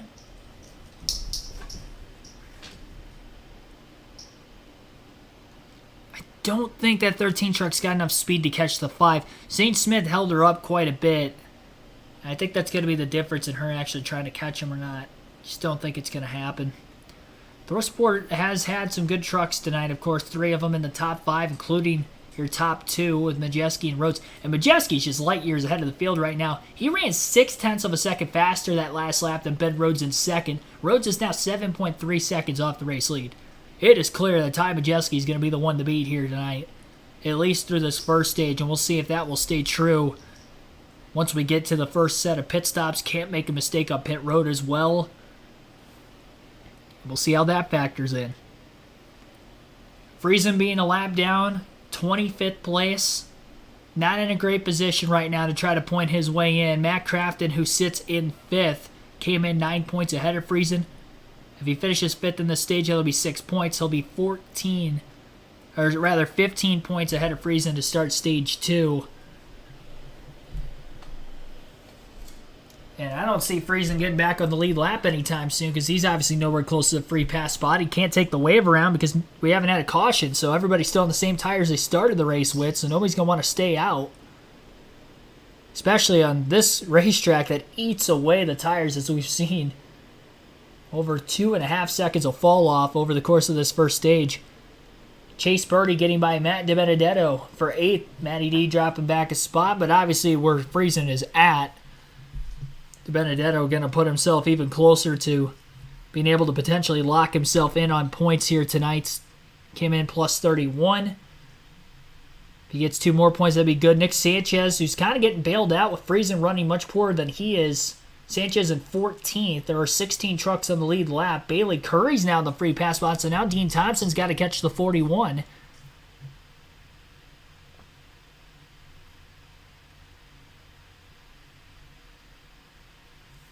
Final lap of this first stage. Ty Majeski trying to lap Tyler Ankrum through turns 3 and 4. And he is not going to be able to do it, but Friesen, again, the big story here of this first stage, lap down. And not in a great situation if he's going to want to make the playoffs tonight. Again, last race of the regular season for the Truck Series. Ty Majeski, though, wins this first stage. And we'll check the point standings coming into the day. See exactly how many playoff points it's going to give Majeski now. Ty Majeski came in with 2 stage wins on the year, no race wins, so he definitely needs a win here to try to get himself some more playoff points in this final race. He's 5th in the regular season standings. That's another good thing to point out. Again, top 10 in points received, playoff points. He's 5th, but he's actually in a 3-way tie for 3rd, but because he doesn't have any wins, that's why he is actually 3rd of the 3. If he wins this race, or really just outscores both Rhodes and Enfinger by at least 1 point, he's going to end up 3rd. Zane Smith, as far back as he is, a lap down, there is a chance Ty Majeski can finish 2nd in the regular season standings and jump up 4 positions from 5th to 2nd. 3 positions from 5th to 2nd in points. That could be a difference of 3 playoff points, as well as the fact that he picks up playoff points with every stage win and race win he gets tonight. Stage win number 3 on the year. There you have it. So, I mean, that would, as we run right now, if he finishes 2nd, wins both stages and the race, if I do my math correctly here, that'd be 10 more playoff points that he would get tonight than what he came in with, which would get him the 3rd most playoff points of any other driver this season, even with just the 1 win. Assuming, again, that he wins this race and ends up 2nd in the points. So again, stage 1 in the books. Ty Majeski wins the first stage. Ben Rhodes ends up 2nd. Corey Heim 3rd. Christian Eck is 4th. And Matt Craft at 5th. William Sowledge 6th. Jake Garcia 7th. Chase Purdy 8th. Matt Mills 9th. And Matt DiBenedetto rounds out the top 10. So Matt Crafton is now going to be 15 points ahead of the cutoff line to start stage 2 versus where he came into the race over Friesen. Matt DiBenedetto gets 1 stage point there, so he'll be plus 32. And Nick Sanchez is still plus 21 because he didn't get any stage points. So the best chance it's looking like right now, based off of where they're running in this race for Friesen to get in, is if Sanchez gets into trouble because he hasn't had any stage points either. And Sanchez, of course, had problems last week at Pocono too. So he could also be in a much different scenario. If it weren't for that, a couple of poor finishes for Sanchez in recent weeks. Came very close to winning at Texas, where he dominated that race until the final restart. I think he led all but, 3 laps in that race up until the last overtime restart, where he ends up getting his way in, where Carson Hocevar, I should say, ended up getting the win. Last lap pass. That was his first of 2 wins this year. And the race leaders are now in the pits for the first time. His biggest issue is no drive off. He also has a little bit of a brake shake happening right now, so they'll make an adjustment to tighten him up a bit and some tape on the left front grille. Josh? Well, your stage 1 winner, Ty Majeski's biggest gripe, he's tight through the center, but he said, boy, this truck has great grip everywhere else. And then for the 11 of Corey Heim, he's got a slight vibration, but he said it's not affecting the handling too much in that truck right now, guys. Now the all-important race off pit road. Matt Mills cannot hear his team. Ty Majeski wins the battle there. That's significant to point out because if you go back to what Josh reported on last year, won that opening stage in dominating fashion, had a hiccup on pit road, and they were never able to. Corey Heim ends up 2nd out of the pits. Ben Rhodes 3rd. And a little bit of changing for position in the back half of the top 10.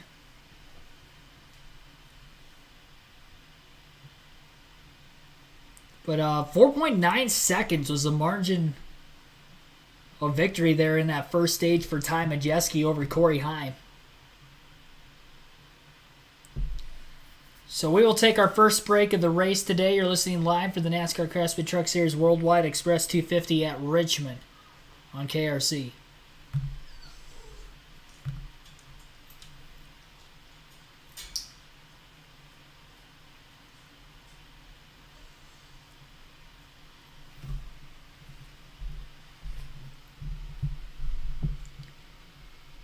Looks like there were a few trucks that actually did take the wave around. Stuart Friesen did there. Those guys are going to be on older tires here to begin this stage, so... Yeah, that didn't actually work. Never mind. That was just based off of where they were running in the pits. I was going to say, there was no way anybody was going to take the wave around that time. Looks like the 41 truck of Bailey Curry got the free pass at the end of that first stage, which would technically be the first caution of the night. And I believe Matt Mills may have had a pit road penalty, dropping him from 9th place now back to 17th. Last on the lead lap and at the tail end of the field for the restart.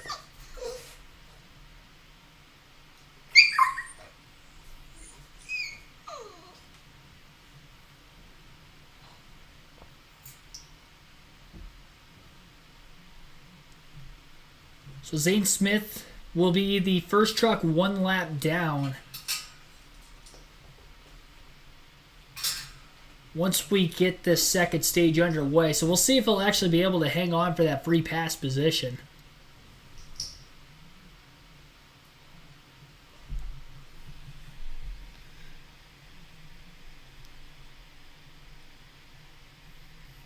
Well, 60 likes on the stream right now. Our goal again is 100. Just getting to the end of this first stage in tonight's Truck Series race. This will be a much quicker race than the Xfinity Series earlier today, just based off the pace to start things off. That race ended up at just over 3 hours. That's like a cup race as far as length. They had 2 overtimes, a late red flag, but yeah, over 3 hours for that Xfinity race. This Truck Series race out here tonight, I would not be shocked if it's done in less than 2. Which, 250 laps on a short track. All reality, not that long. Although this is one of the longer truck races of the season. Also had a similar race length for North Wilkesboro on a similarly length racetrack earlier this year as well. And that one had a lot of cautions. I think we had like 12 yellows in that one. And this is the first one in this race, so this is already going by much smoother than that. Also on a fairly worn out surface too. So 17 trucks are going to be on the lead lap. And we will see how this is going to go about. Field is doubled up, so they'll be going green this time by. So they've already gotten to the shoes rule. Ty Majeski will be on the outside of the front row. Corey Heim will elect the inside of row 1 after he beat the 99 of Ben Rhodes out of the pits for second. Matt Crafton on the outside of row 3. So all 3 of the Thorsport trucks on the outside of the first 3 rows. And the insides will get taken up by a Toyota, Chevy, and then another Toyota of Saulich. About to approach lap 80 at the start-finish line. Again, another 70 laps in stage 2 and 110 laps in the final stage. Geico restart zone, and now the green flag back in the air as Majeski will lead them to start stage 2. Easily going to be able to clear down to the bottom of the racetrack. Saw Carson Hocevar trying to force it 3 wide on the bottom. A couple other trucks are 3 wide middle. Near contact, Nick Sanchez, Carson Hocevar in the mix. Sanchez trying to side draft Hocevar down the backstretch. Still stuck 3 wide middle. DiBenedetto and Sanchez both in that predicament. DiBenedetto almost gets tagged in the left rear corner panel by one of the trucks right behind him in line, which would have been the 16 of Tyler Ankrum.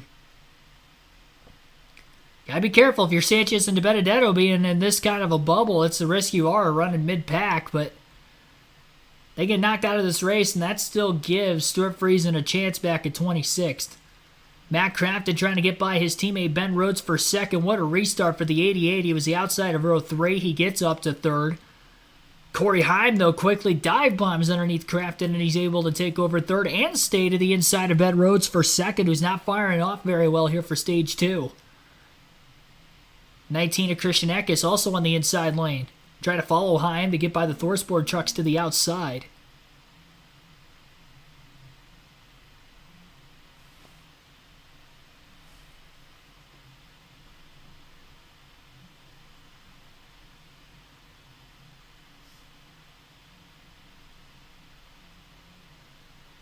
So Majeski out in front. 7 to 8 tenths of a second out ahead of Corey Heim.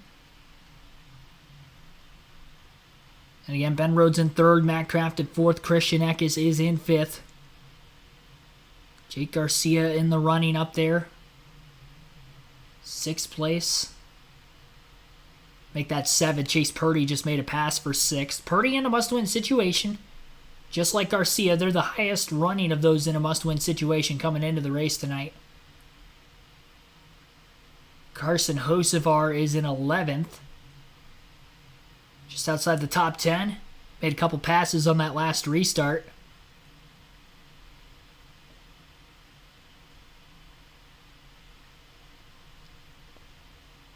Battle for that free pass position right around Zane Smith still. Smith holds the 18th place position for now.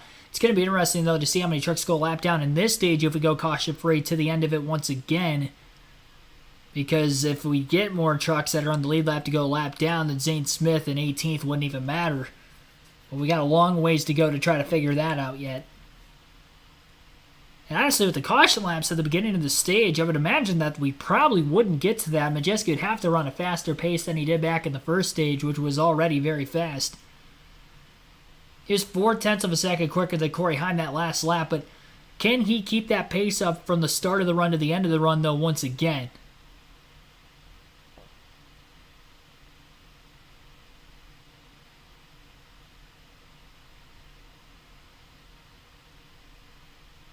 Heim, Rhodes, still in a fairly tight battle for second. Heim holds the second spot for now. Carson Hocevar into the top 10 as he gets by Tanner Gray.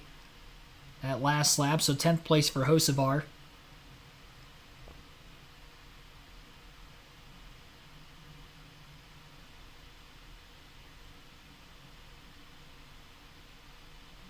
Showing a replay of the restart. Good launch there for Majeski, and did seem like the bottom lane kind of bottled up a little bit right behind Heim, who was on the inside, leading the way there. Oh, problems for Chase Purdy in the 4 truck. He's very slow, and he's on his way to pit road on the backstretch, headed into 3 and 4. At the commitment line, problems for Chase Purdy. Not hit him, not run over him, but you can't advance your position. NASCAR deemed that he was up beside the truck when he hit the start-finish line. Yeah, and he went ahead and tried to finish that pass as they got down to turn number 1. Tough break, though, for Chase Purdy, who was running up in the top 10.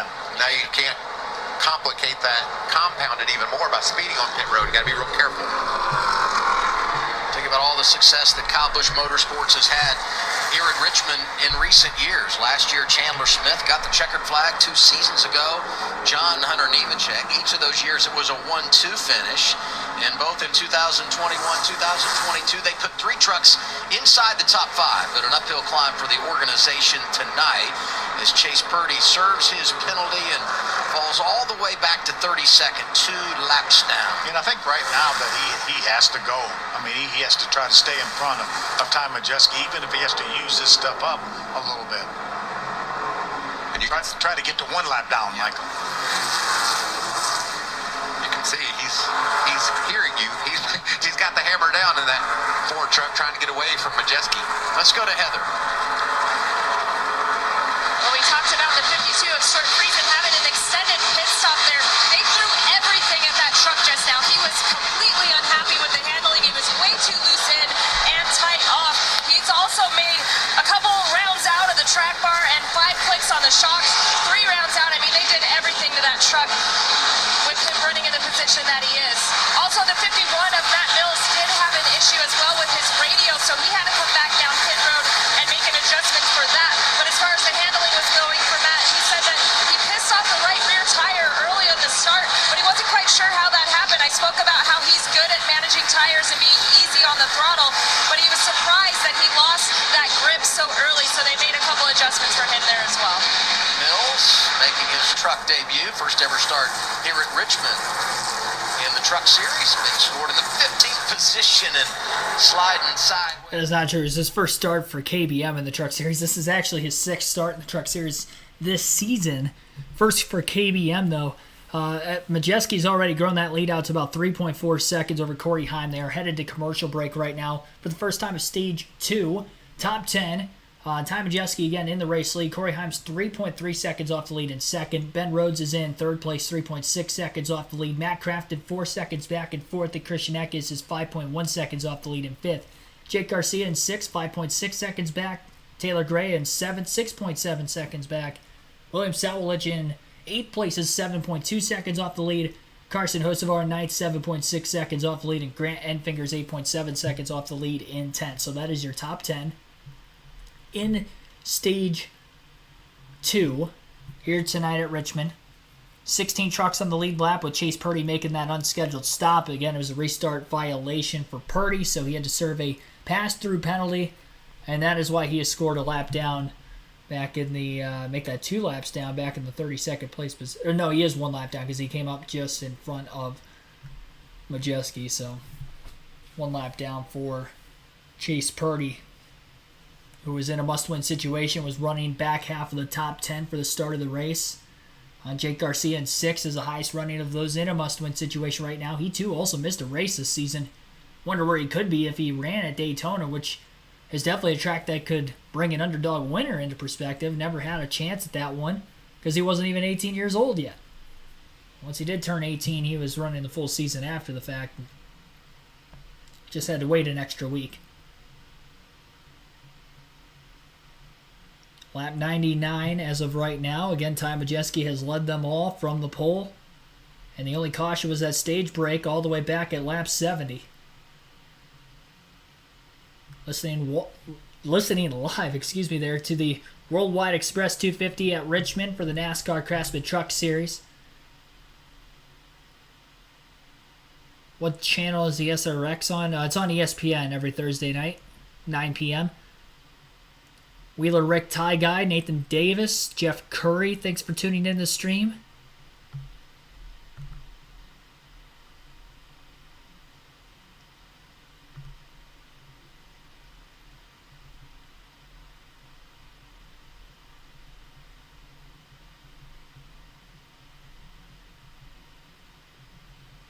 I think that's it for all newcomers into the chat here recently. Zachary K, welcome into the stream. That was for back in the Sporkle game that we were playing earlier with the delay to the race. And they are back from the commercial break, so I'll let you listen in to some of the Fox broadcast in the regular season finale tonight at Richmond. Skills learned here, excite, inspired. It's still commercial, my bad. It was a NASCAR commercial, so it threw me off. I thought it was the actual race broadcast.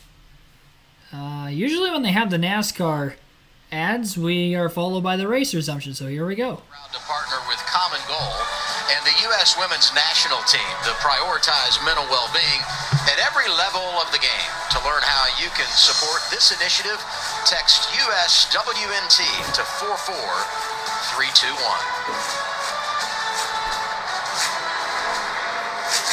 Just over 100 laps complete. We're midway through our second stage at Richmond for the Craftsman Truck Series. Down to Josh Sims.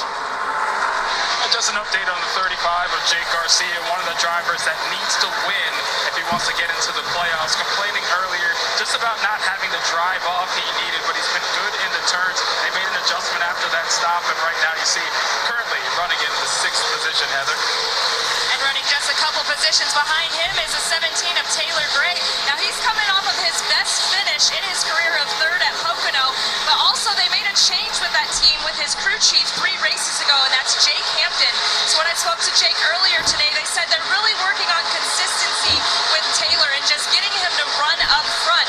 They said obviously they're not really worried about the championship or making it into the playoffs because he did miss races earlier this season, but they think they will have a good long run truck, and so far Taylor quiet over the radio, and whenever we hear that, drivers are usually happy. Josh? 16-year-old William Sawalich making his 3rd truck start of the season, and this is a guy that's bread and butter is short tracks, but he also is still in the learning process. The team has been coaching him through making passes and getting better in the turns here. He just came over the radio a little while ago and said that truck is shaking really bad right now, so they're going to manage that until they can help him out during the next stop, guys.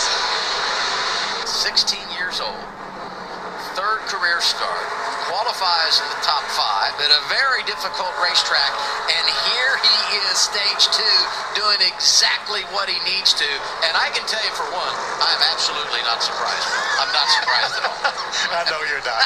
But you notice right in front of William Sawalich, that's Zane Smith. So technically, on the racetrack, Zane is running in front of the 9th place truck. That means his truck is a lot better. If he can finally get this free pass, if we can get a caution flag in any time before another truck goes a lap down, then I think Zane could be a contender here. Yeah, Bailey Curry is currently the last truck on the lead lap, and he's 18 seconds behind Ty Majeski. So that caution flag is going to need to come out in the next 10 or 15 laps, or you'll see Curry go a lap down, and that's not what Zane Smith needs. And like Adam was talking about, 2 of the 3 years we've raced here recently, there haven't been that many caution flags, so it's not like there's going to be a bunch of people potentially get their lap back because they got the free pass. I will say, though, 3 years ago, we did have a driver come from a lap down after getting the free pass to go to victory lane. So that scenario can play out. And hey, there is the caution. Dean Smith goes for a Dean Thompson. Dean Smith, my gosh, the college basketball coach at North Carolina. Tar Heels. Tar Heels. Yeah. Dean Thompson brings out, and Zane Smith will now get the free pass. And man, they have improved that truck too. He was cruising along in the top 10. It would be fun to see what Zane can do coming from the back. And this truck, Dean Thompson, he was fast as well, running right there along behind Haley Deegan and Colby Howard. They were right behind Zane when he got spun. You know, I've been watching, we have a scoring monitor here in our booth, and I've been watching the lap times, and I'm telling you, it looks like there's 10, 12 trucks all running within a tenth or two of the lap time. Obviously, Majeski put such a huge lead out, but everybody else is just about able to run the same speed. Check out what happens a little bit late here. Don't know if he got any help, but he was sort of all by himself. Don't know if somebody got into him entering the corner. Maybe there was. Well, that's Haley. That's Haley right behind him. And they were racing each other. I don't see a telltale mark on the back of that truck, so may have just been a situation where Dean lost control. Haley did a nice job avoiding. Second caution of the night. First coming out at the end of stage 1. So this is the first time we've seen the yellow flag for an accident on track, and there's the 38, Zane Smith, going to get it back on the lead lap. Free pass here. Boot, Scoot, and Boogie on around, back onto the lead lap as you see the crew on Dean's truck going to work. I'm going to give Chris Lawson an opportunity at the end of the second stage to work on that truck, so Zane Smith could have something to say about the win here tonight. Caution out, 28 to go, stage 2 at Richmond. Just shy of the halfway mark, again under our first incidental caution of the night. Dean Thompson with a spin. Running in the top 15 was Thompson. Not going to be the case anymore, though, unfortunately. And I believe he's actually fallen a lap down as a result of this spin as well.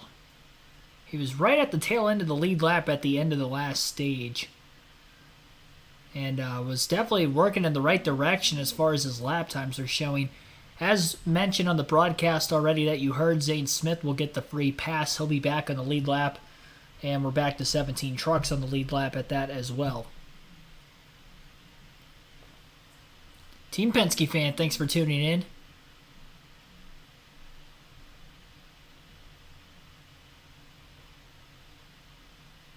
Yeah, that was Adam Alexander making the mistake there.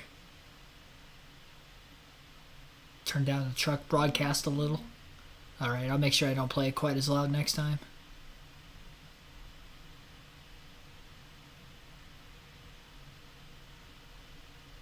Yeah, SRX is going to be on, or is on ESPN. They've had 3 races already. 3 more to go yet. Thursday nights at 9 Eastern Standard Time. For the SRX every week. NASCAR Craftsman Truck Series event here tonight at Richmond. The regular season finale. Interesting show so far. Don't forget to vote for who you think will win today's race. At the end of Stage 2, we'll close the poll out. We're at 92 votes so far. 22% say Ty Majeski will get the win. Corey Heim at 25%. Ben Rhodes, 18%. And other at 35% so far. Slightly late night. Again, we had about a 40-minute lightning delay at the beginning of this race. So we didn't get started until about a quarter after 8 or so. For this race. Actually, it might have even been later than that. I think it was more towards a quarter till 9. I think it was a roughly 1 hour rain delay. / lightning delay. Not really a rain delay. The track was not wet. It was lightning in the area causing the delay, as it looked like the thunderstorms that were in the Richmond area actually did miss the racetrack to the south, so that was good. Otherwise, we might have had a slightly longer delay than what we had, but no more inclement weather for the rest of the night, so we'll get all 250 laps in around this 3/4 mile racetrack, and we're going to see. Streams are fun to watch. Xfinity trucks and others. You can tune in. Yeah, thank you. Appreciate that. Thanks for coming back. A lot of you guys probably were here for the Xfinity race earlier. Wild finish. Congrats to Sam Mayer getting his first career win. Might have another first-time winner for the season in today's race. Ty Majeski has dominated this one. Has not won yet this year. Matt Crafton in 4th. Also winless this season. Field is doubled up, and we will be going green this time by. We'll have 24 laps to go in Stage 2, and we'll be about 9 laps shy of the halfway mark. And the battle for 18th, once again, will be for the free pass position. Now, Zane Smith, he came down onto pit road and took tires during that last caution, so he's going to have fresh tires versus the rest of the field, and it's all in the hopes of hopefully getting some track position. Not sure how many sets he's going to have left the rest of the race. We know that everybody is going to be good. Or, sorry, not everybody will be good on fuel to begin the final stage. So even if they pit during the Stage 2 break, they can't make it on gas to the end. Which could be interesting as far as strategy goes from there also. Green flag back in the air. Majeski did not take off as well in the outside lane that time. Corey Heim down on the bottom trying to take the race lead away, and he is going to do so. So Corey Heim to the lead. First driver that has passed Ty Majeski so far tonight as he ends up clearing him off turn 2.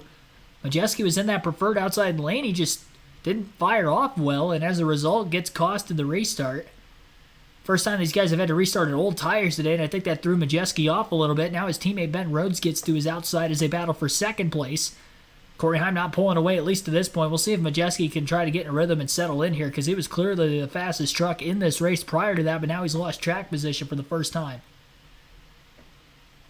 Corey Heim locked up the regular season championship by winning as many stage points as he did there in that first stage with 8. Another spinner, and it looks like it is the 90 truck that has gone around of Justin Carroll. So we're under a quick caution once again for the 3rd time now in the race. I'm not sure. Our scoring monitor shows Stuart Friesen ahead of Haley Deegan. Those are the new tires. We talked about a quick caution, and could Stewart get there? They're contesting the spot. That's why they're running side by side. Who will get the free pass? This is a huge moment in the race for Stuart Friesen. And there's a bunch of scoring loops all around this racetrack, and NASCAR will go back and look at the time of the caution, who was ahead at the most recent scoring loop. Well, they were side by side, but those loops will tell the tale. Haley thinks she has the spot. Big break for her if so. And how dangerous would she become? Because we've seen it. I mean, really, really good truck tonight, even though she didn't have the track position. Talking about Haley Deegan. She's definitely had the speed. When we were talking about so many trucks being able to run within a slight amount of time of the leader, she was one of those trucks. No cautions in Stage 1. Already 2 here in Stage 2. We've had a lot of fun watching on the scoring monitor who's the fastest truck, and they've been sprinkled all through the top 20 in the running order. Got word from NASCAR. Haley Deegan is officially the free pass as we go on board with Daniel Dye. Whoa. Long slide into the corner. Didn't look like there was any contact. Daniel right through the smoke and out the other end. He's another truck that pitted, but he hadn't made the kind of progress Friesen made to battle for that free pass. Going to be inside of 20 laps to go, Stage 2, when we get the restart from Richmond. Corey Heim. So Justin Carroll spinning in the middle of turns 1 and 2, about 3 to 4 laps after the restart cause of the caution. Corey Heim got to the race lead just out ahead of Ty Majeski. Ben Rhodes quickly then got to second place. And now we're going to see if Ty Majeski can try to get the race lead back. But it's going to be tough because he's more than likely going to have to be in row 2. If I had to imagine, probably on the outside behind Heim. So definitely having that first hiccup of the night was costly for him. As you heard also on the Fox broadcast, that Hailie Deegan gets the free pass. She'll be back in the lead lap at 18. Stuart Friesen, who is still trying to battle for that final playoff spot coming into the night. Can't count him out of it yet, although he's not been in a great spot with no stage points in Stage 1, and probably not going to get any here in Stage 2 as he's still technically lapped down. He needs to try to get to that free pass position for the end of Stage 2, and he's going to need a lot of help from there still to make it, but we'll see if he can get it done. I still have faith that it is possible. We'll just have to wait and see if it will end up coming into fruition. Jake Garcia up to 5th place. I will say it won't matter for Stuart Friesen if a different winner ends up taking place, because that's only going to move then Matt Crafton below the cutoff line based off of the points and where we stand right now. Crafton would have gotten 6 points in that first stage. Sanchez didn't get any. So if we're looking at Crafton and Sanchez for that next closest spot above the cutoff line, the battle for 9th in case we get a new winner, right now Crafton would be, let's see, 6 plus 12-point deficit. So yeah, I mean, he'd only be 6 points behind Sanchez. And Sanchez is still running behind Crafton here in Stage 2 as well. Now, Crafton lost a couple spots. He fell from 4th to 7th on that restart, which is not good for him. If, again, Jake Garcia goes to victory lane. I mean, Jake Garcia is the only driver right now in the top 10 that isn't locked into the playoffs already and nor above the cutoff line that is playoff eligible to get a win, other than Taylor Gray, who is in 10th, but he's kind of been stuck there for most of the race. About as good as he has ran so far today. William Sawalich, who has been as high as 5th in the running order today, is not playoff eligible because he's only ran a few races this season. 16 years of age, so he's only able to run short tracks and road courses.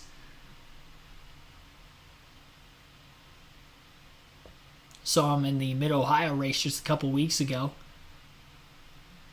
Won a few ARCA races already this year as well in the tracks that he could run in that series, which is also a limited schedule due to the age restrictions.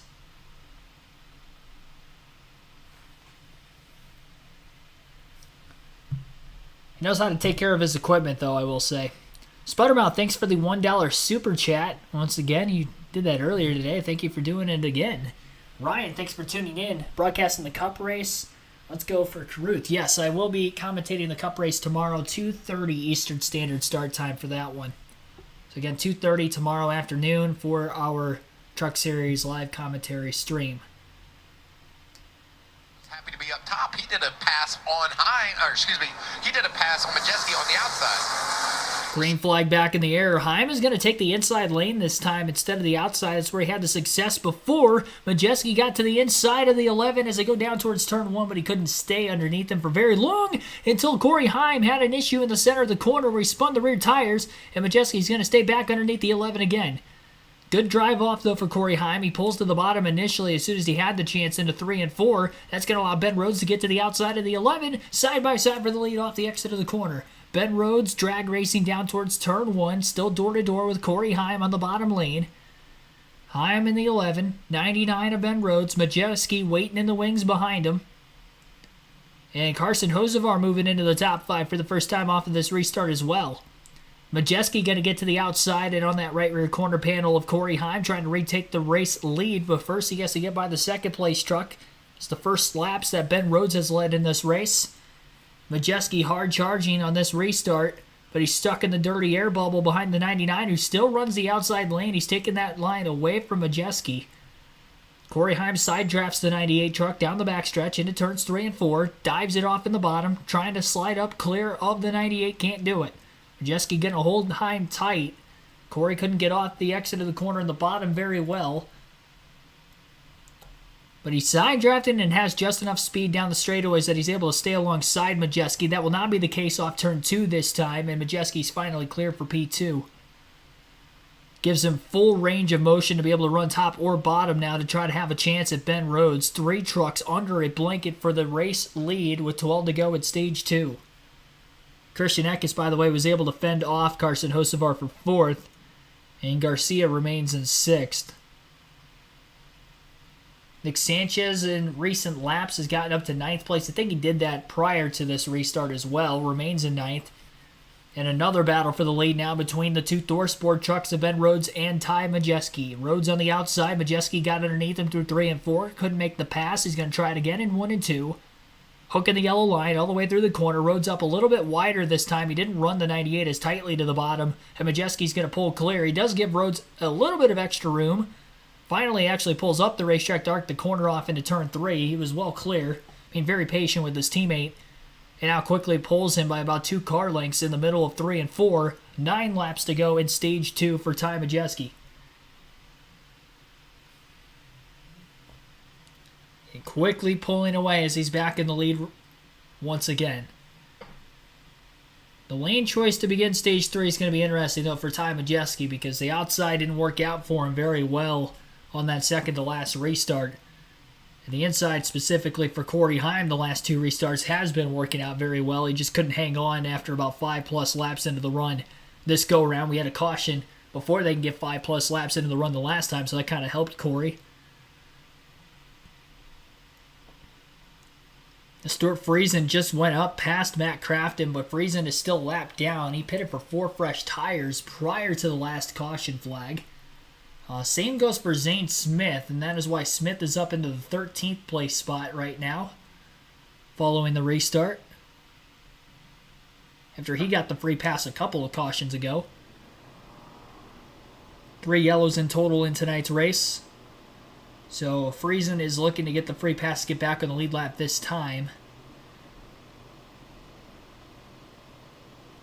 Once we get to the next caution, whether that be because of an actual incident or the end of stage 2. Either way, we'll be there in a couple minutes or less. Nick Sanchez pulling down, kind of crowds the 32 just a little bit. Sanchez not going to be able to quite hang on to that spot from Brett Holmes.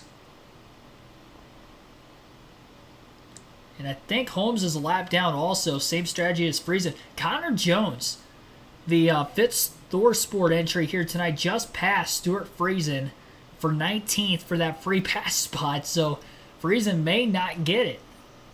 It might be Connor Jones who's going to end up getting it. And he's just getting beat all around by ThorSport Racing tonight, the 52 of the Friesen Hallmar team. Zane Smith now into the top 10 as he gets by Gray and Enfinger. Actually, that's a pass for 11th on the 23 of Enfinger. Taylor Gray going to look to follow the 38 on the inside lane. 5 laps to go, stage 2 right now. Already a 3-second lead for Majeski over Rhodes, and he just took the lead about 7 laps ago. Amazing how quick Majeski is. It takes him a few laps to make that pass. Not an easy thing to do in this sport.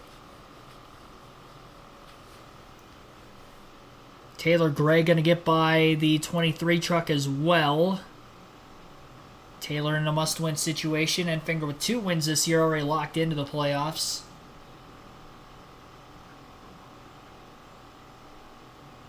Race truck looks a lot more looser than Enfinger's. Really yawing out that right rear. 4 seconds now ahead is Majeski. He literally gained another second over Ben Rhodes. He was 4/10 quicker that last lap. Dropped to 24.779 to Ben Rhodes' 25.171. That is ridiculous. And the fact that they're out of the same shop too, same team, is just that much more incredible here. Majeski, the guy to beat tonight. And he's looking to sweep these first 2 stages of the race. Had a little struggles on these restarts, so that's going to be something to watch for as we get later in the race if we get any more restarts in the final stage. But as far as the truck itself goes, from a speed and handling standpoint, it is the 98 that is definitely going to be the one to beat. But the guy that was the one to beat in the Xfinity race, Justin Allgaier, earlier didn't get the win after winning the first 2 stages. Will that happen again here in tonight's regular season finale for the Truck Series? Ty Majeski wins stage 2. Second place is going to be Ben Rhodes. Very close battle for 3rd there. Corey Heim hangs on. Christian Eck is 4th, and Carson Hocevar finishes 5th in Stage 2. Jake Garcia 6th, Matt Craft 7th, William Sawalich in 8th, Nick Sanchez 9th, and Matt Mills rounds out the top 10. So that is your Stage 2 results. And that will be the 4th stage win of the year for Majeski, so he picks up stage wins 3 and 4 here tonight in the regular season finale at Richmond. Again, these playoff points carry over every round of the playoffs. Starting with a 10-man round, of course, in that first stint, the first 3 races. Joey Logano fan, Kathleen Schwartz, thanks for tuning in. Becca Chatlos, welcome to the stream as well. Got 65 likes. Our goal is, again, 100 likes for the stream. So be sure to hit that like button, subscribe for more daily NASCAR content if you haven't yet. 100 votes have been casted so far for who you think will win today's race, and right now you think it's going to be somebody other than Majeski, Heim, or Rhodes. Will end that poll as we're at the end of Stage 2. So there you have it. You guys think that somebody other than Heim, Majeski, or Rhodes will win tonight's race? We're at the end of Stage 2, so it's time for the diecast showing for the second time today. And we've got a little classic NASCAR Busch Series paint scheme. It's a 2002 Dale Earnhardt Jr. number 3 Oreos Monte Carlo. So here it is. Classic Oreo scheme. The Oreos and the Ritz scheme, always classics over the years. And I really like this one. You got the milk splattered across the side sheets of the race car. Who doesn't like the Oreo schemes? Who doesn't like Oreos?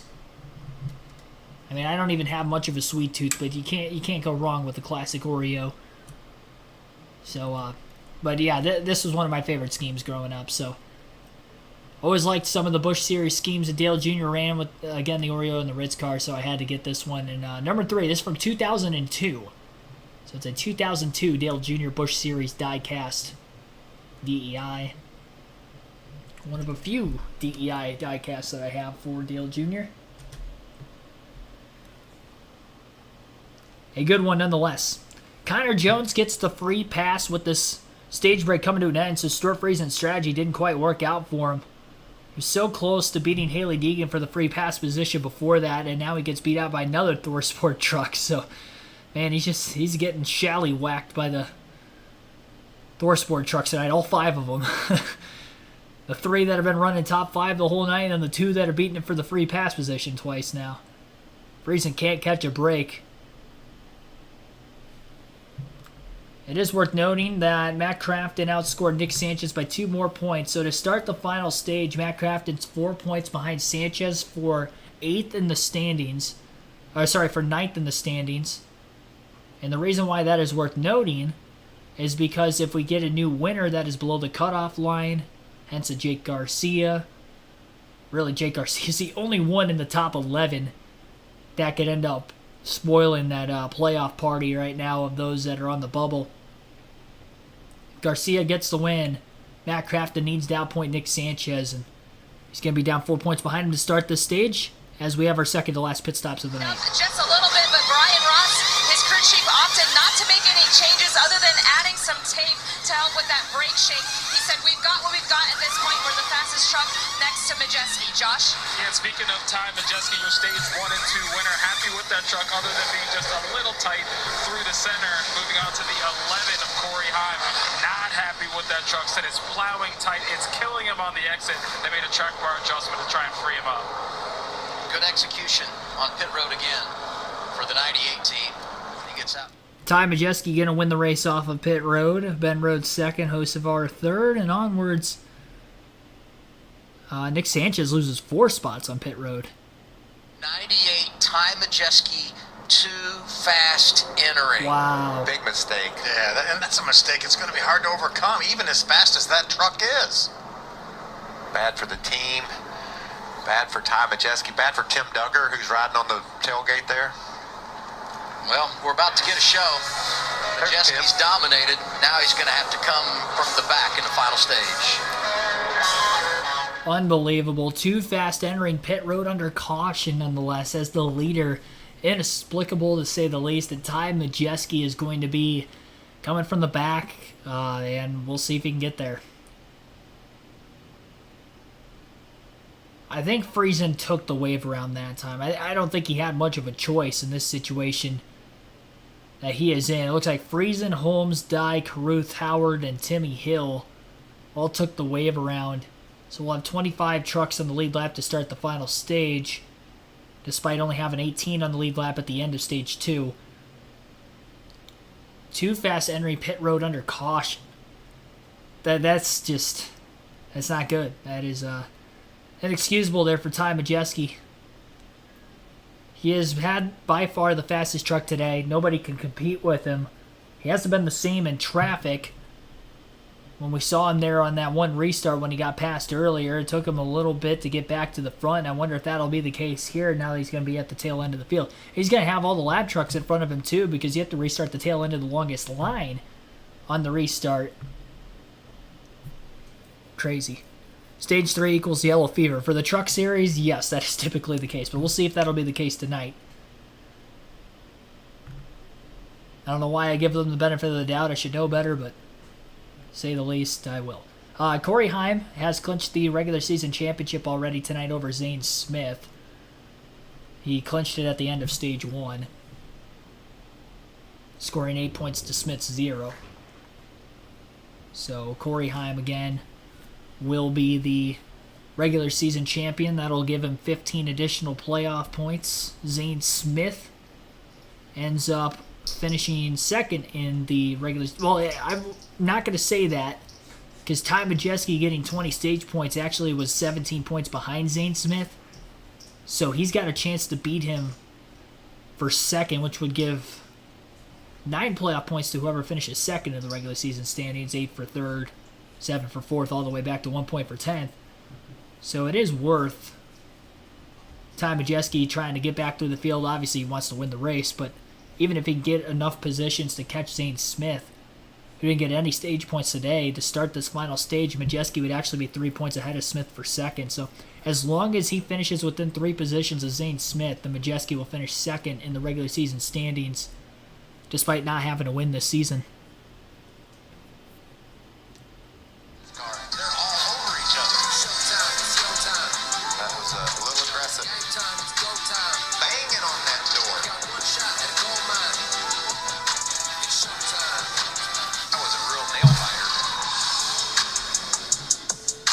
Set and ready to go. Final stage for the Craftsman Truck Series here at Richmond. It's the regular season finale. Ty Majeski wins stage 1, stage 2 of the Worldwide Express 250. Got a speeding penalty.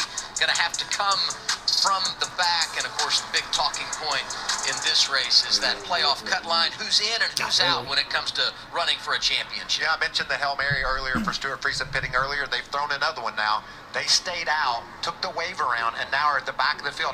I talked to Kevin Striegel, one of the team members for Daniel Dye. He said Daniel did exactly the same thing. They waved around, saved his tires, to hopefully get a quick caution.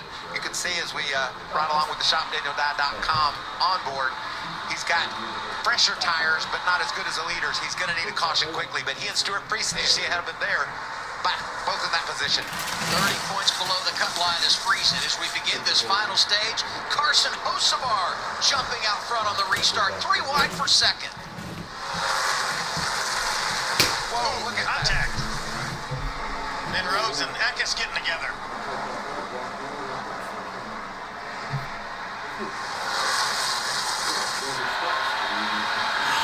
Right along with Matt Crafton. To his inside, the rookie Jake Garcia. He's been impressive tonight.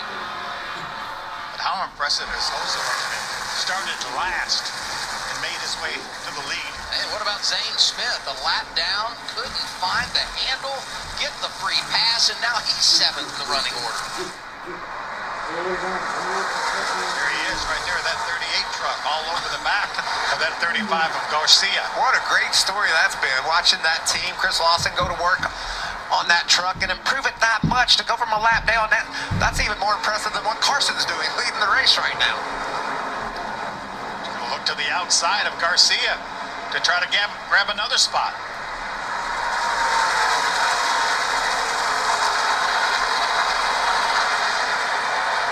Garcia's strong down on the bottom, but man, that just tells you the pace as he's going to try to get another one in Matt Crafton on the outside. what an amazing job Chris Lawson has done with this truck, going from a truck that got lapped to a truck that may be a contender for the win. What we had said when he was making that impressive run, we all thought collectively, well, they put tires on, so it stands to reason they're going to have a faster truck. No, they just made adjustments, saved the tires, and that really introduces them to an opportunity to come back and win this race.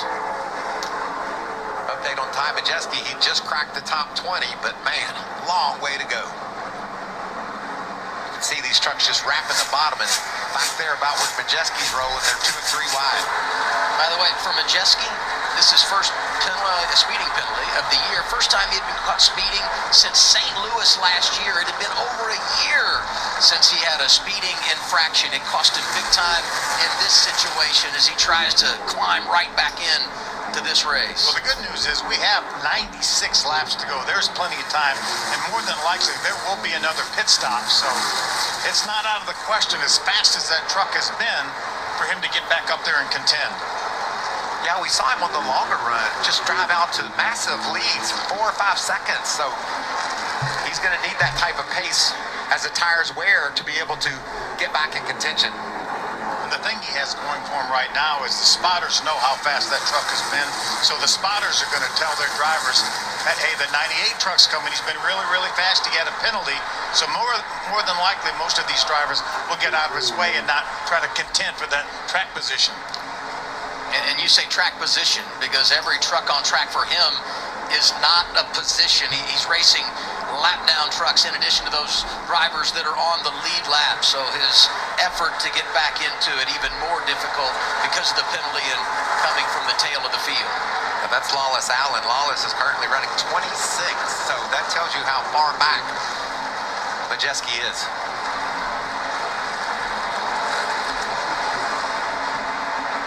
Shear, crew chief, left side of your screen.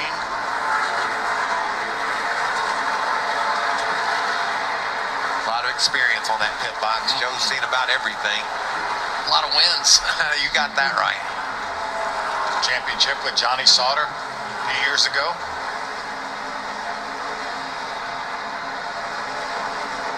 Carried Ty Majeski to the championship 4 last year at Phoenix. Hill in the 56, up high, slipping back. That's Colby Howard in the 9 just ahead of him. All these trucks outside the top 20. Hill had a great run here last year. Talk about Howard, the driver that started 2023 with his career best finish. Top 5 at Daytona, been top 15 2 of the last 4 races in truck competition. There's Connor Jones. He is a lead lap truck.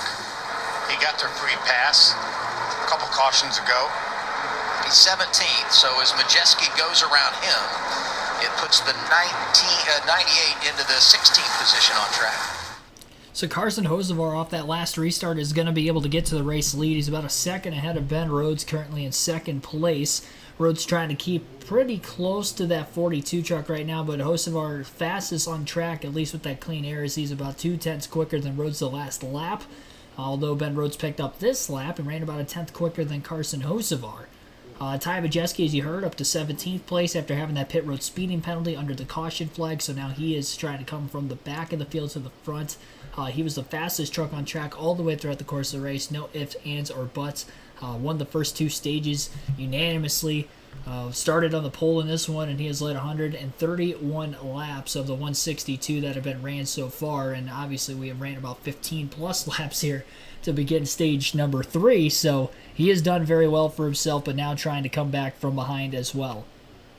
So Carson Hocevar again continues on. We'll go through the full field running order rundown right now in this stage. Carson Hocevar leads, Ben Rhodes in second, Christian Eckes is third, Corey Hyman fourth, Zane Smith is fifth, Matt Crafton sixth, Jake Garcia seventh, Matt Mills in eighth.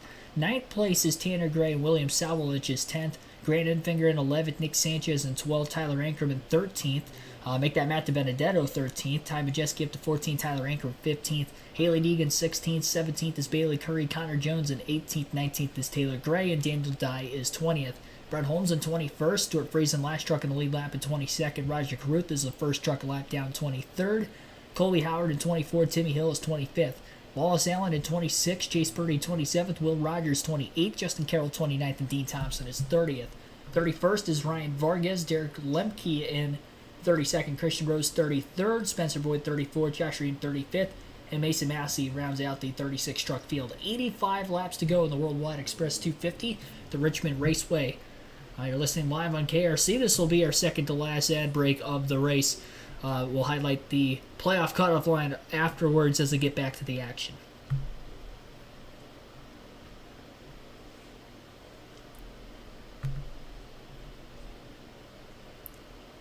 A tight battle coming into the day, which was only a 9-point difference for that last playoff spot in the regular season finale for the Truck Series between Matt Crafton and Stuart Friesen. Has not been that close throughout the course of the race, unfortunately, as Friesen has been a lap down for most of the day. He took the wave around to get back in the lead lap, but has older tires now compared to the rest of the leaders and is the last truck on the lead lap in 22nd. Matt Crafton's been top 5 to top 10 most of the night, as he has been as high as 4th and now currently in 6th. He is trying to catch Nick Sanchez right now in the point standings as they run.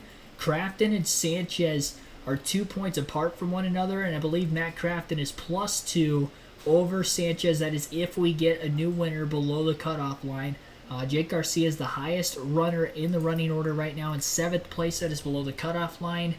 And him and Tanner Gray are the only two that are playoff eligible in the top 10, as Tanner Gray is in 9th. Back from the commercial break, you'll get to listen into more of this race on FS1 with Adam Alexander, Michael Waltrip, and Phil Parsons. Zane Smith, who was a lap down, has pulled a rabbit out of the hat, and he's running inside the top 5. Matt Crafton is 7th. Let's update those drivers trying to point their way into the playoffs. Down to Josh. Yeah, it's been a good night so far for Matt Crafton. As of late, he's been complaining about some brake chatter that's been making him free, but he's managing that and doing what he needs to do to keep himself above the cut line right now. Moving on to the 2 of Nick Sanchez. This has been a learning night for him. He's never been here before, so before the race, Danny Stockman, his crew chief, told him the most important thing for him, keep that truck clean, do what they need to do. They might not be competing for a win, but they need to make sure they get into the playoffs, and they're doing that right now as far as the 25 of Matt DiBenedetto. The plan for that team has been be conservative. Matt not exactly happy with the truck right now, said it's not driving the best, but he's been able to manage it just a little loose right now, Heather. And then 52 of Stuart Friesen has had an uphill battle all night. He's deepest in the hole when it comes to the playoff standings. Let's take a listen to how he felt about his truck just a few laps ago. Honestly unbelievable that the caution zone has for getting the lucky dog spot. I've never had worse luck in my entire career than this past month. And obviously frustrated there for Stuart Friesen. Right now he's been quiet over the radio and hasn't said anything since the green flag stop, as we see a problem here for the 34. Josh Rayoon off the pace. 4 cautions tonight, 2 for incident, 2 for stage in. We'll see if he can get out of the way. Boy, that was close for Matt DiBenedetto.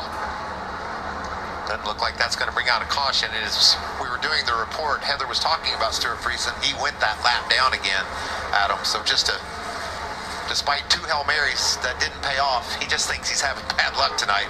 You'd almost have to agree with him. Yeah, that caution right there, if it would have come out, would have saved him. Right now, he's got just a couple, 3 laps more till Brett Holmes, the 32, was on the same strategy till he's lapped by Carson Hocevar again with fresher tires. Ty Majeski back to the top 10 after the speeding penalty. He's 9th right now. On board Matt Crafton. Airs into the wall. Looked like a right front tire went down for Josh Rayoon. Talked about Majeski, Adam, cracking the top 10. He's also the fastest truck on the track last time by. Really fast truck, and he's trying to overcome his mistake. As a driver, you make a mistake like that, you just You're motivated out. out. You want to win for your team so bad. Still a long way to go. 75 laps to go. More than likely, we'll see a pit stop. Yeah, what do you think about that, Phil? I mean, we talked about it earlier, but how do you manage this? What's your thought process right now as we've reached the final stage? You know, right there on the edge on fuel, but we anticipate if you had to, you can go the distance, but you have that set of tires. Undoubtedly, if the caution comes out, you're going to come down and get the tires. No caution, you know, what do you see here? I say we just ride it out. I think we see about 2 seconds of lap time lost on old tires, but then it stabilizes. It doesn't fall much farther than 2 seconds behind. So I think you would give up too much time coming to pit road. Two laps, a couple laps. 2 laps for sure. I think you stay out till the checkered if the yellow doesn't fall. I think so too. And again, with the caution laps at the end of the stage, even though it might be a little bit outside our pit window, I think you can still make it. I love our chicklets. Isn't that fun? Oh, Majeski, 8th on the track, but quickest when you talk about speed lap by lap. He's got a heck of a comeback going, and here racing his teammate Matt Crafton for 7th. Matt Crafton's just going to say, go ahead, buddy. I've been there, done that, spin. I want to go get I know how bad you want to go get the victory. And you see right there, the top 7 trucks, 5 of them are the fastest, but that's been bouncing all over the place. That just tells you how competitive things are. Brett Holmes now has gone a lap down, so Stuart Friesen is no longer in the free pass spot. But he had to do it. He had to take that chance. Yeah, that's part of the game. When you're off on your truck and you can't make adjustments like Chris Lawson did to that 38 truck, you better try some sort of crazy strategy to get things going. Carson Hocevar leading, 70 laps to go. The climb continues for Ty Majeski. You're watching the Craftsman Truck Series on FS1. Coming up on 69 laps to go this time by, Ty Majeski has made his way up to 7th place, just passing Matt Craft in that last lap. Following having to go to the rear of the field for that last restart with a pit road speeding penalty, we'll see if he can get it done. 20 trucks on the lead lap currently. We have not had a caution in the final stage, and we are currently overall sitting at 4 cautions in the race, 2 stage breaks and then 2 spins. Dean Thompson and the 5 truck spun at lap 110 and lap 117 shortly thereafter. The 90 truck of Justin Carroll ended up spinning out as well. Just over an hour and a half into the race. But again, a very, very tight battle of those at the front of the field right now. And it's going to be even tighter to find out who exactly is going to get the win at the end of this one. Carson Hocevar leads by 2 seconds over Ben Rose. Great job by that 42 team getting to the lead when they did. They're looking for the 3rd win of the season. And Hocevar probably a driver that's got a bright future. Impressed, and the only Cup start he had this year for Spire Motorsports. Remember, he filled in for Corey Joy, who took over for Chase Elliott for that 1-week suspension Elliott had following the Coke 600. And ended up running in the top 15 before ended up having a brake rotor failure in that race. And you wonder what he could do here following this season as well in the trucks if he goes Xfinity Series racing full-time next year. Of course, he's ran some Xfinity races already and has impressed there, running top 5, top 10 in those cars. So definitely looking like a bright spot in the sport of NASCAR. Breakout season for the trucks in his 2nd year here. Didn't get a win last year in his rookie season, but did make the playoffs on points this year. Not as consistent as you would have hoped, taking the step forward there, but he is breaking through in the win column and trying to, again, get number 3. But Ty Majeski is going to be the one to look out for. He is the fastest truck on track. Again, he was 0.3 faster than Carson Hocevar that last lap. Now, the thing is here for Majeski, can he keep the pace up over the course of the run? He has been able to do that through the last couple of runs he's had in this race so far. And it's going to be interesting to see if that will be the case here this go-around as well.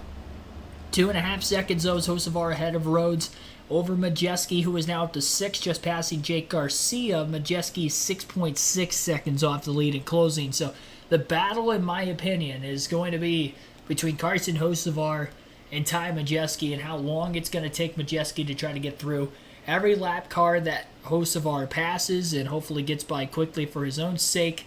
It's going to be also interesting, obviously, to see if he can pass them quicker than Majeski, who is just ripping through the field right now. Ty Majeski has just passed Christian Eckes for 5th place on the racetrack, and in the span of just a couple laps has cut the lead now down to 6.2 seconds.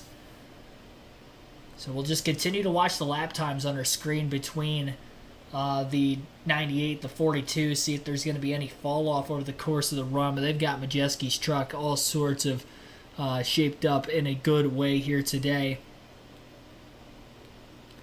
Matt Crafton is still sitting, actually tied right now with Nick Sanchez for 9th in the points if we were to see a different winner.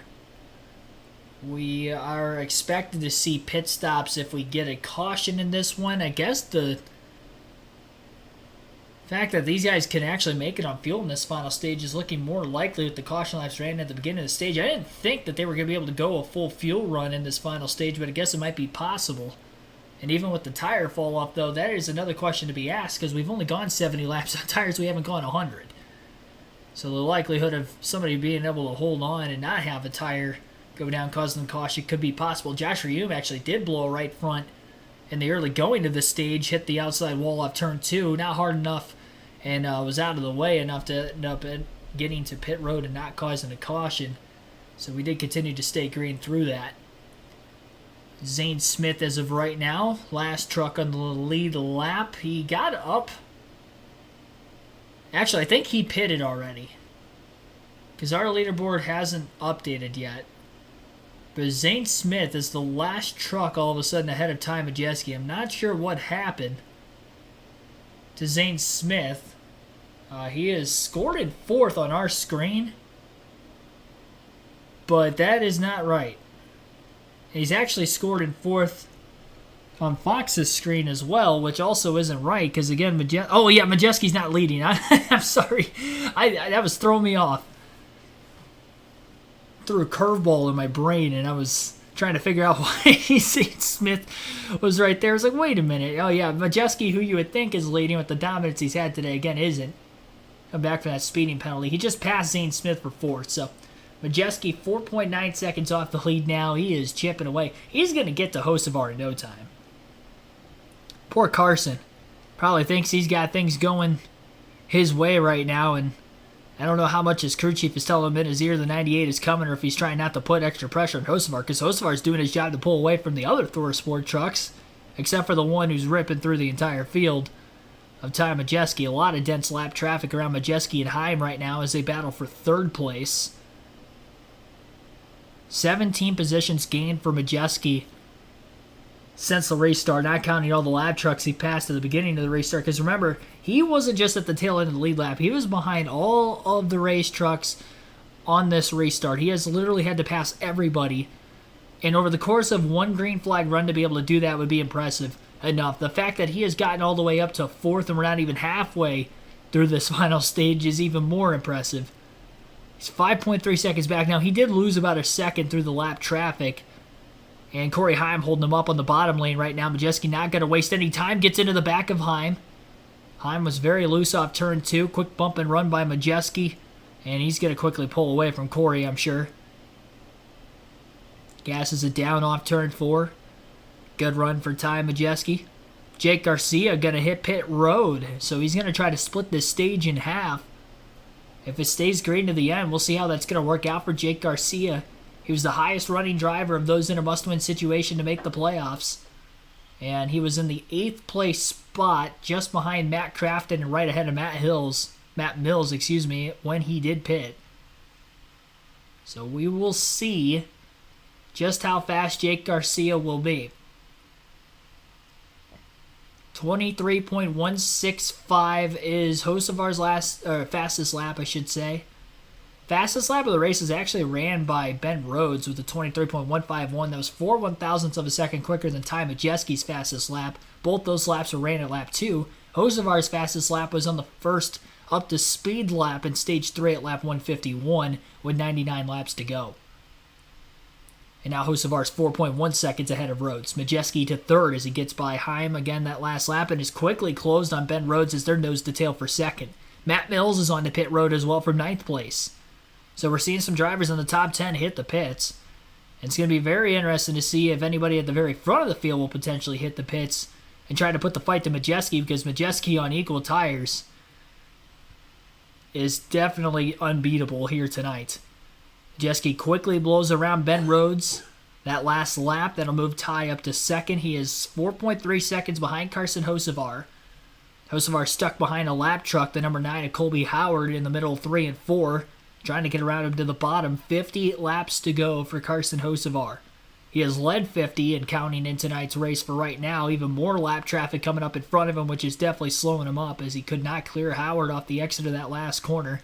Lap truck coming out of the pits of The 51 of Matt Mills right in front of him on the bottom with some dirty air. Mills on the freshest tires in the field, going 3 wide on the front stretch underneath the other slower lap truck. So Hocevar getting cost a lot of time. There's about 4 or 5 lap trucks between the two leaders on top of the 3.7 seconds. Majeski going to get by Daniel Dye pretty quickly into turns 1 and 2. A lot better rotation in the center of the corner on the bottom lane for Majeski in the lap traffic versus Hocevar. I will say that not giving Hocevar a whole lot of room to get back to the gas as soon as he would probably want off the exit of the corners. And Hocevar definitely struggling in traffic a bit more. Zane Smith is on to pit road for 5th.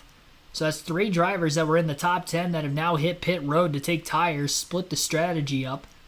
Smith can't win the regular season title anymore, so he's going to try to go for this race win. He's lost second in the standings as well based off of the stage points Majeski scored and the fact that he was behind Majeski. Majeski only had to finish within 2 positions of Zane Smith to get to second in the regular season standings, and the way it's running right now, that would be the case. So Smith going off strategy, and we'll see what he can do with the fresh tires. He is going to be a lap down, which would only have 14 trucks on the lead lap. Now, if a caution comes out, it's going to trap those drivers that pitted a lap down, which would not be good for their sake. Majeski 2.9 seconds behind Hocevar, 46 laps to go. Still closing. Majeski, that last lap, almost a half a second quicker than Carson Hocevar. It's not even close. Granted, again, Hocevar had a lot of lap traffic he was dealing with, and now Majeski going to have to work through that lap traffic a little bit more. And I think because Majeski got held up behind the lap cars that Hocevar was just passing now, because of which Hocevar actually ran about 0.03 of a second quicker than Majeski that last lap, with Ty trying to get about get around the lap truck he was currently trying to pass. So it is a game of trying to see who gets through the lap traffic better. We know Majeski's faster than Hocevar. It's just a matter of, can Hocevar get by lap cars quicker than Majeski? That minimizes the amount of time that Majeski's able to reel in the 42. I mean, that's kind of the game we're seeing here. Now the lap traffic side by side in front of Majeski, which will help Hocevar out for another corner or two. Nowhere for Majeski to go. He was going to be in dirty air regardless for the entirety of that last lap. I mean, lap time-wise, they're over 2 seconds slower than their fastest laps of the race. As we have ran more than 50 laps during this green flag run, only the second time we have been able to do that today. First stage went caution-free through the first 70 laps. But again, these guys are going to have to go about 29 to 30 laps longer on the set of tires this time around than earlier, which is why you see the split strategy of some of these drivers coming onto pit road. Definitely trying to make things interesting here in the late going.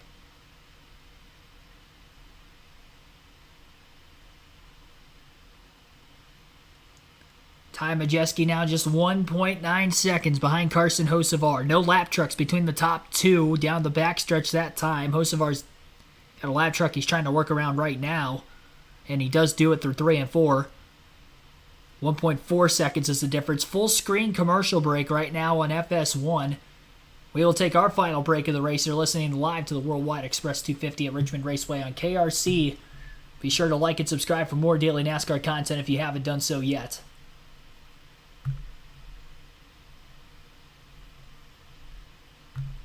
Our goal is 100 likes for this stream. We didn't get there for the Xfinity race earlier today, and even with the technical difficulties here in this truck race, we are still just 26 likes shy of our goal. So definitely hit that subscribe button if you guys have not done so yet. I don't see those drivers that pitted gaining a whole lot of time. It's going to be tough just for them to get back to the positions they were running in. And Zane Smith pitted about 3-4 laps after Jake Garcia, and that allowed for Garcia to actually pass Zane Smith on the track. Because Garcia was in 7th when he pitted, and Zane Smith was in 5th. And now Garcia is a few spots ahead of Smith because Daniel Dye is in between them right now, though I don't know if Dye pitted or not, which I don't think he did. So he just got passed all of a sudden from Zane Smith. I think he actually just came to pit road because he dropped 4 or 5 spots that last lap. So we're definitely starting to see more drivers come into the pits here recently. And I think the longer you stay out, the more committed you have to be to staying out to the very end, because you're just going to lose more time to those that are already pitted. Especially if you're in the top 10, knowing that 3 other trucks in the top 10 have already made their final stop. Only 11 trucks on the lead lap. I think Grant Enfinger just came into the pits that last time by. He's now back to 17th. He was in 10th. Might have been a couple spots higher than that with those that have already pitted in front of him. And during the commercial break as well, it looks like Carson Hocevar just came into the pits before he lost the lead to Ty Majeski. So Majeski running him down. Hocevar going to decide to pit.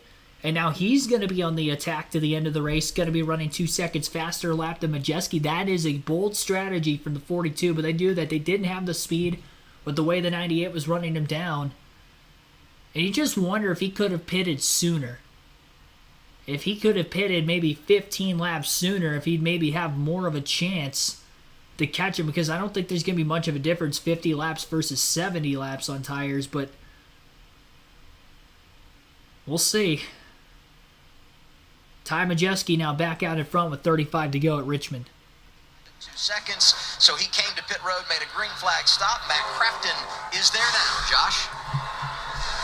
Yep, Matt Crafton decided to come in and pit right now. He's been happy with that truck. Just going to get 4 tires and fuels, Heather. And the 99 of Ben Rhodes also in. They opted to come down pit road right now. He said that they're going to keep this truck going for that long run. Brian Ross said no major adjustments here, but again, he still has that brake shake this far in the race as well for the 99. These guys all have decided they weren't beating Tom Majeski. He had come to the front, was running lap times a half second faster than the competition. And these calls, it all started with Carson Hocevar. These calls were all to say, well, if we're going to win the race, we're going to have to do something different than Hocevar and the choice, or excuse me, than Majeski, and the choice was to come to pit road. And right now, the highest running truck that pitted during this stage is Jake Garcia. He's running 8th. Zane Smith is right behind Garcia, and they're right behind our leader, Ty Majeski, getting ready to unlap themselves. There's Jake right there. Jake is being shown in the 8th spot. And he has been fast, as fast as Zane when they came in and pitted. Yeah, right now, we've got 7 trucks on the lead lap, but that's going to change, and that number will continue to increase as these drivers who were running up front came down, made a pit stop, and all those fresher tires are going to drive by Ty Majeski to unlap themselves. Yeah, Zane Smith now is right, but that's the red truck. It was on the top of your screen. There he is. He's running in the 8th spot now. Haley Deegan just made her way to pit road. I'm just thinking some of these pit stops with 30, 35 laps to go are late. Penalty for the 99, Heather. Yes, it was a commitment line penalty there for Ben Rhodes as he came down pit road. So as you see him here making his pass through. Yeah, I mean, green flag pit stops in Richmond aren't difficult, and that's not the first time we've seen a commitment line violation for a driver that's trying to get on the pit road under green. Oh, he gets loose, trying to pin it down underneath that box. Have to have all 4 of your tires underneath that orange box, right? Costly for the 99 team. What's this like for Ty Majeski?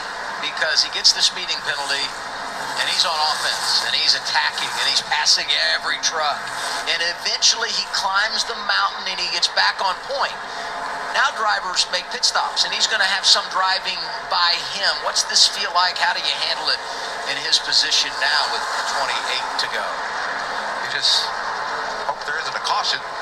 But then if there is, you come in and get your tires, you're going to go be back on offense again. So it's just a difficult position to be in. I like the strategy plays, though. We talk about this being a straightforward race, pit at the stages. We've seen that unless you were in desperation, like Stuart Friesen was, some other drivers. But when you split this last stage up, that changes things up for the drivers.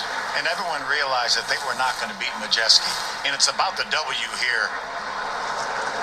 Jake Garcia now has made his way up to the 5th spot. He is 22 seconds behind Majeski. As you see, Majeski now is one of the slowest trucks probably on the racetrack compared to all these drivers with fresh tires. He's just got to hang on for 27 laps and hope they made the right decision. There's a math equation that these crew chiefs can go by that tell you about fall off and when you can pit and when you can make up that amount of distance. That's how they make these decisions. Some of these drivers passing Majeski are 1 lap down, getting back on the lead lap. Others fell to 2 laps in arrears, so they're getting back on to the tail end of 1 lap down. A whole lot going on in this equation. And you look at our pylon and you see who's fastest on track. Zane Smith that last time around was the fastest truck. He's 4th, but 24 seconds behind the leader. You see Hocevar, the 42, just got by Garcia. Hocevar has a little bit fresher tires. Right now, Zane Smith is 20.6 seconds behind Majeski. Yeah, I want to correct myself. I said Zane Smith was 24 seconds back. That was his lap time.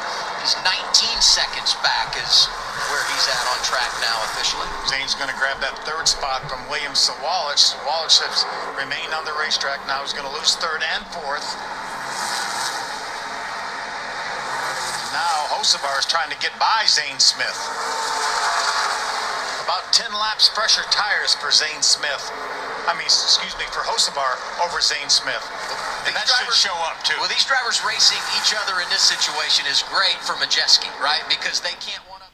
So Ty Majeski has a 17-second lead over Christian Eckes right now. The drivers who stayed out of the track and did not pit in the middle going of this final stage were Ty Majeski, Christian Eckes, William Sawalich, and I think that's it, really. I think the other drivers have either already come to pit road or they've already been passed by a bunch of trucks. Matt DiBenedetto's just now on his way to pit road from 8th place, tail end of the lead lap, behind Majeski.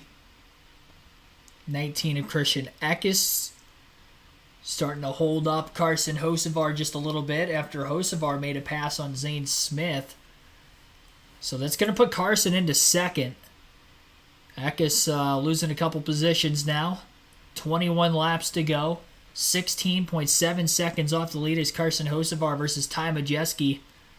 So Hocevar now on the attack with much fresher tires. The last lap, he ran a 24.586 to Majeski's 25.598. I mean, the pace that Carson Hocevar is running, he's going to get there. Because Carson Hocevar is a second a lap faster than Ty Majeski. He's 16 seconds off the lead with 20 laps to go. You do the math, he's going to catch him with 4 laps to go in the race.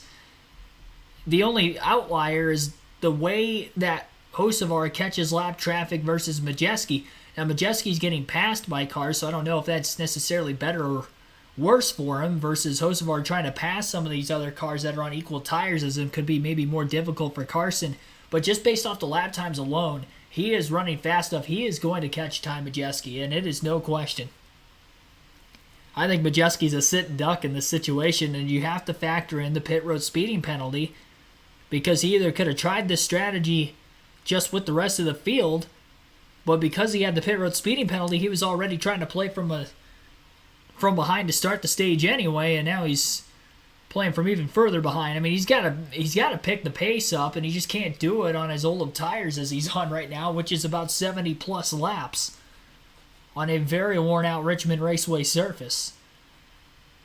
Hocevar's 3 seconds ahead, maybe make that a little over 2 seconds ahead of Zane Smith, but he passed him and he's pulling away from the 38. So, again, it is just a matter of can Ty Majeski finish this off.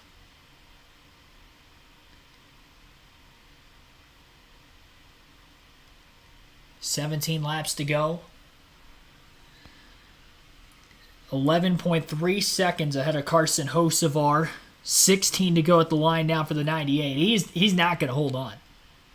Carson Hocevar's running way too fast for Ty Majeski to hang on to it. We have 8 trucks that are on the lead lap. So if we were to see a caution, we wouldn't have that many restarting ahead. And that's really the only thing that Ty Majeski has going for him right now is he's going to need a yellow because I do not think he's going to hang on. Carson Hocevar 10.5 seconds off the lead. 15 laps to go for Ty Majeski.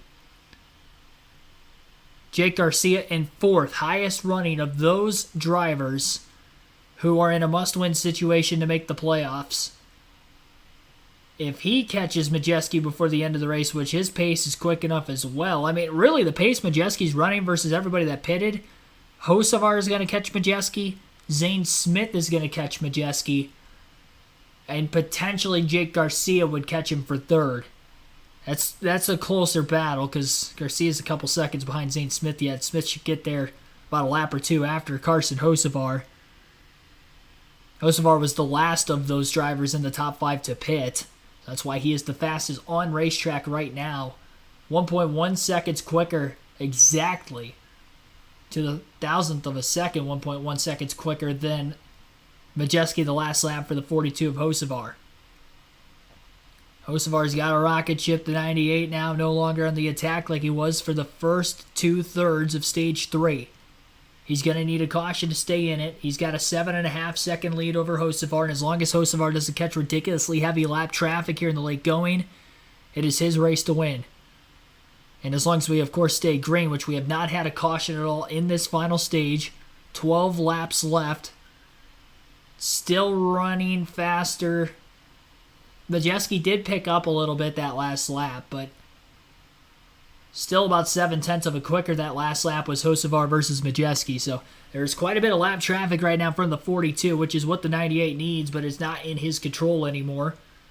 Hocevar going to the outside of a couple race trucks, the 90 right now of Carroll, and then also Taylor Gray, it looks like, staying low to the inside, allowing Hocevar to rip the top. Majeski running the bottom lane of the racetrack. Daniel Dye is going to get underneath him. And he can't race these trucks that are passing him too aggressively. He's just got to hope that they clear him cleanly and as quickly as possible so he's not running side by side for quite as long, which is affecting the speeds to slow down even more for himself than what they already are, both mid-corner and on the straightaways. We're down to 10 laps to go. Hocevar is 5 seconds off the race lead, but he is still roughly about 7/10 of a second quicker per lap than Majeski the last 2 laps. It was about 1.1 to 1.2 seconds quicker, not the case anymore. Now, Majeski does have a lot more lap traffic right in front of him that he is starting to catch on drivers who are on equal tires. Carson Hocevar's only got 1 lap truck between himself and the race leader, but that 1 lap truck is probably going to end up passing the 98. So a lot of clean air working right now for Carson Hocevar. 8 laps to go this time by. I was pretty certain that he was going to catch him with about 4 laps to go. We'll see if that prediction will be correct. Again, we're coming up on 8 laps to go at the line now for the 98. Ty Majeski trying to get his first win of the season. He swept the stages today. It was Justin Allgaier in the Xfinity race at Road America earlier who won the first 2 stages, lost the lead with 2 laps to go. Majeski trying to get Sawalich out of the way. Now, Sawalich is a slower truck. Because Ty Majeski's got equal tires as the one, he's going to lap Sawalich, who falls a lap down in 8th. Matt Crafton still trying to catch up to his teammate here. May help his teammate as well if Carson Hocevar closes in on the 88. Crafton is looking to make the playoffs right now. So team orders could be in the line here. Hocevar's pace has dropped off just a little bit the last couple laps. Still 1.7 seconds off the lead. The 19 truck is on equal tires as the 98. Crafton's going to get by to the outside of Majeski and the 19 truck, so that's 2 extra lap trucks that Hocevar is going to have to pass as he's working on the 4 of Chase Purdy. And Purdy actually has fresher tires than Hocevar, so he's getting passed. That's going to help Ty Majeski out just a little bit more. 1.4 seconds off the lead as they're coming up on 5 laps to go this time by. 5 laps to go for Ty Majeski. 3 lap trucks in between the top 2. Sawalich on the outside of Hocevar. Hocevar should get by him quickly through 1 and 2. Chase Purdy is closing in on the 98, who has got fresher tires, and here comes Carson Hocevar. Hocevar working by the 19 truck. Christian Eckes, who just won a lap down moments ago. 4 laps to go at the start-finish line. What do you know? I called it. My math was correct. 4 to go, and Hocevar is a truck length off the lead going into turns 1 and 2. Majeski is going to do what he can to hold on, but he's just got way too old of tires. He's going to be no match to stay in front of Carson Hocevar off of turn 2. Hocevar yawing the truck down to the bottom. Majeski looking to block, but he can't do it. Too much speed for Carson Hocevar as he gets to the inside. Majeski not going to allow Hocevar to get the drive off. Ty Majeski slides the rear tires. He has to lift to keep it off the wall, and Carson Hocevar takes the lead with 3 laps to go at Richmond. Strategy going to work out, and the pit penalty at the end of the day is going to come back to bite Ty Majeski. Although it looked like he was going to come back from the deficit, the split strategy allowed him to not be able to pit and make up the deficit that he was already trailing Carson Hocevar. And as a result, it'll be Carson Hocevar now getting to 2 laps to go, looking to get the white flag. If he does that, the next flag will end the race. 3 wins for Carson Hocevar in the last 8 races. What a drive that he has had so far in the second half of the regular season for the Truck Series. Looking like one of the championship favorites today for Nice Motorsports. 1 lap to go, sponsored by Credit One Bank. This final stage will finish under green. 1 more corner now for Hocevar. Majeski still in second. Zane Smith is not going to catch Ty Majeski. He's 4 seconds behind him on the final lap. Majeski 2.5 seconds behind Hocevar at the front of the field. Carson going to coast it through 3 and 4, no problem. 3rd win of the season in 2023 for Carson Hocevar. Ty Majeski finishes in 2nd, Zane Smith 3rd, Jake Garcia 4th, and Matt Mills rounds out the top 5. Corey Heim 6th, Matt Crafton 7th was the last truck on the lead lap. Nick Sanchez 8th, Grant Enfinger 9th, Christian Eck is 10th, William Sawalich 11th, Ben Rhodes 12th, Tyler Ankrum 13th, Taylor Gray 14th, Tanner Gray 15th, Haley Deegan 16th, Matt DiBenedetto 17th, Bailey Curry 18th, Roger Caruth 19th, and Connor Jones ends up 20th. Daniel Dye 21st, Chase Purdy 22nd, Timmy Hill 23rd, Colby Howard 24th, Will Rogers 25th. Dean Thompson finishes 26th, Stuart Friesen 27th, Wallace Allen 28th, Brett Holmes 29th, Ryan Vargas 30th. Justin Carroll 31st, Christian Rose 32nd, Derek Lemke 33rd, Mason Massey 34th, Spencer Boyd 35th, and Josh Rayum rounds out the 36 truck field tonight. I believe every truck finished this race, but only 7 of them on the lead lap. 1 hour, 59 minutes, 31 seconds total time on the race today. We had 4 cautions total. Ty Majeski leads the most laps, 168 of 250 laps led, won the first 2 stages, but it's Carson Hocevar who leads 64 laps and took the lead coming to 3 to go to get the race win on pit strategy.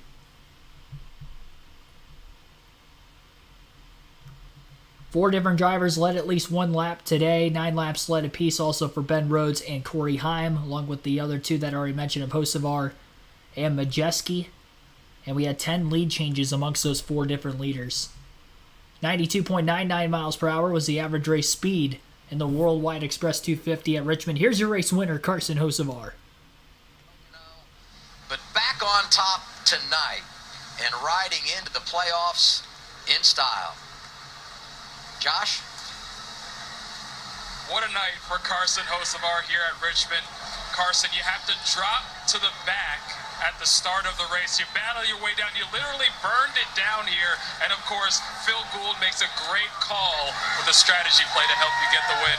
Carson, soaking in the moment, of course, and waving the team over. And of course, the team over to put out the flames as he goes to celebrate with the fans, climbing up on the fence. A big moment for Carson Hocevar, of course. Here, the Worldwide Technology with the sponsor on the truck, getting the win. Carson, talk to me about this night for you and your team. Man, I suck at this place, and Nice Motorsports ourselves, we sucked terrible, and that splitter's gone because we got a flat tire before we even went. We passed every single truck here. The 98 kind of threw it away, but Phil, the 98 was class of the field, but I thought we were second. We won with second best truck because I had the first best pit crew and first best crew chief on the box. I'm fucking tired. I'm going to do a Noah Gregson and probably throw up here in a minute. Carson, you get 3 wins this season. Now you have a chance to chase a championship. How does this season and everything you were able to do and overcome set you up for a run for a title? I just love it. We've won 2 of our competitors' title races, and it sucked seeing our Worldwide Express trophy get handed to a Toyota, and we had to take it home, and there's going to be a lot of happy faces, and we're going to celebrate.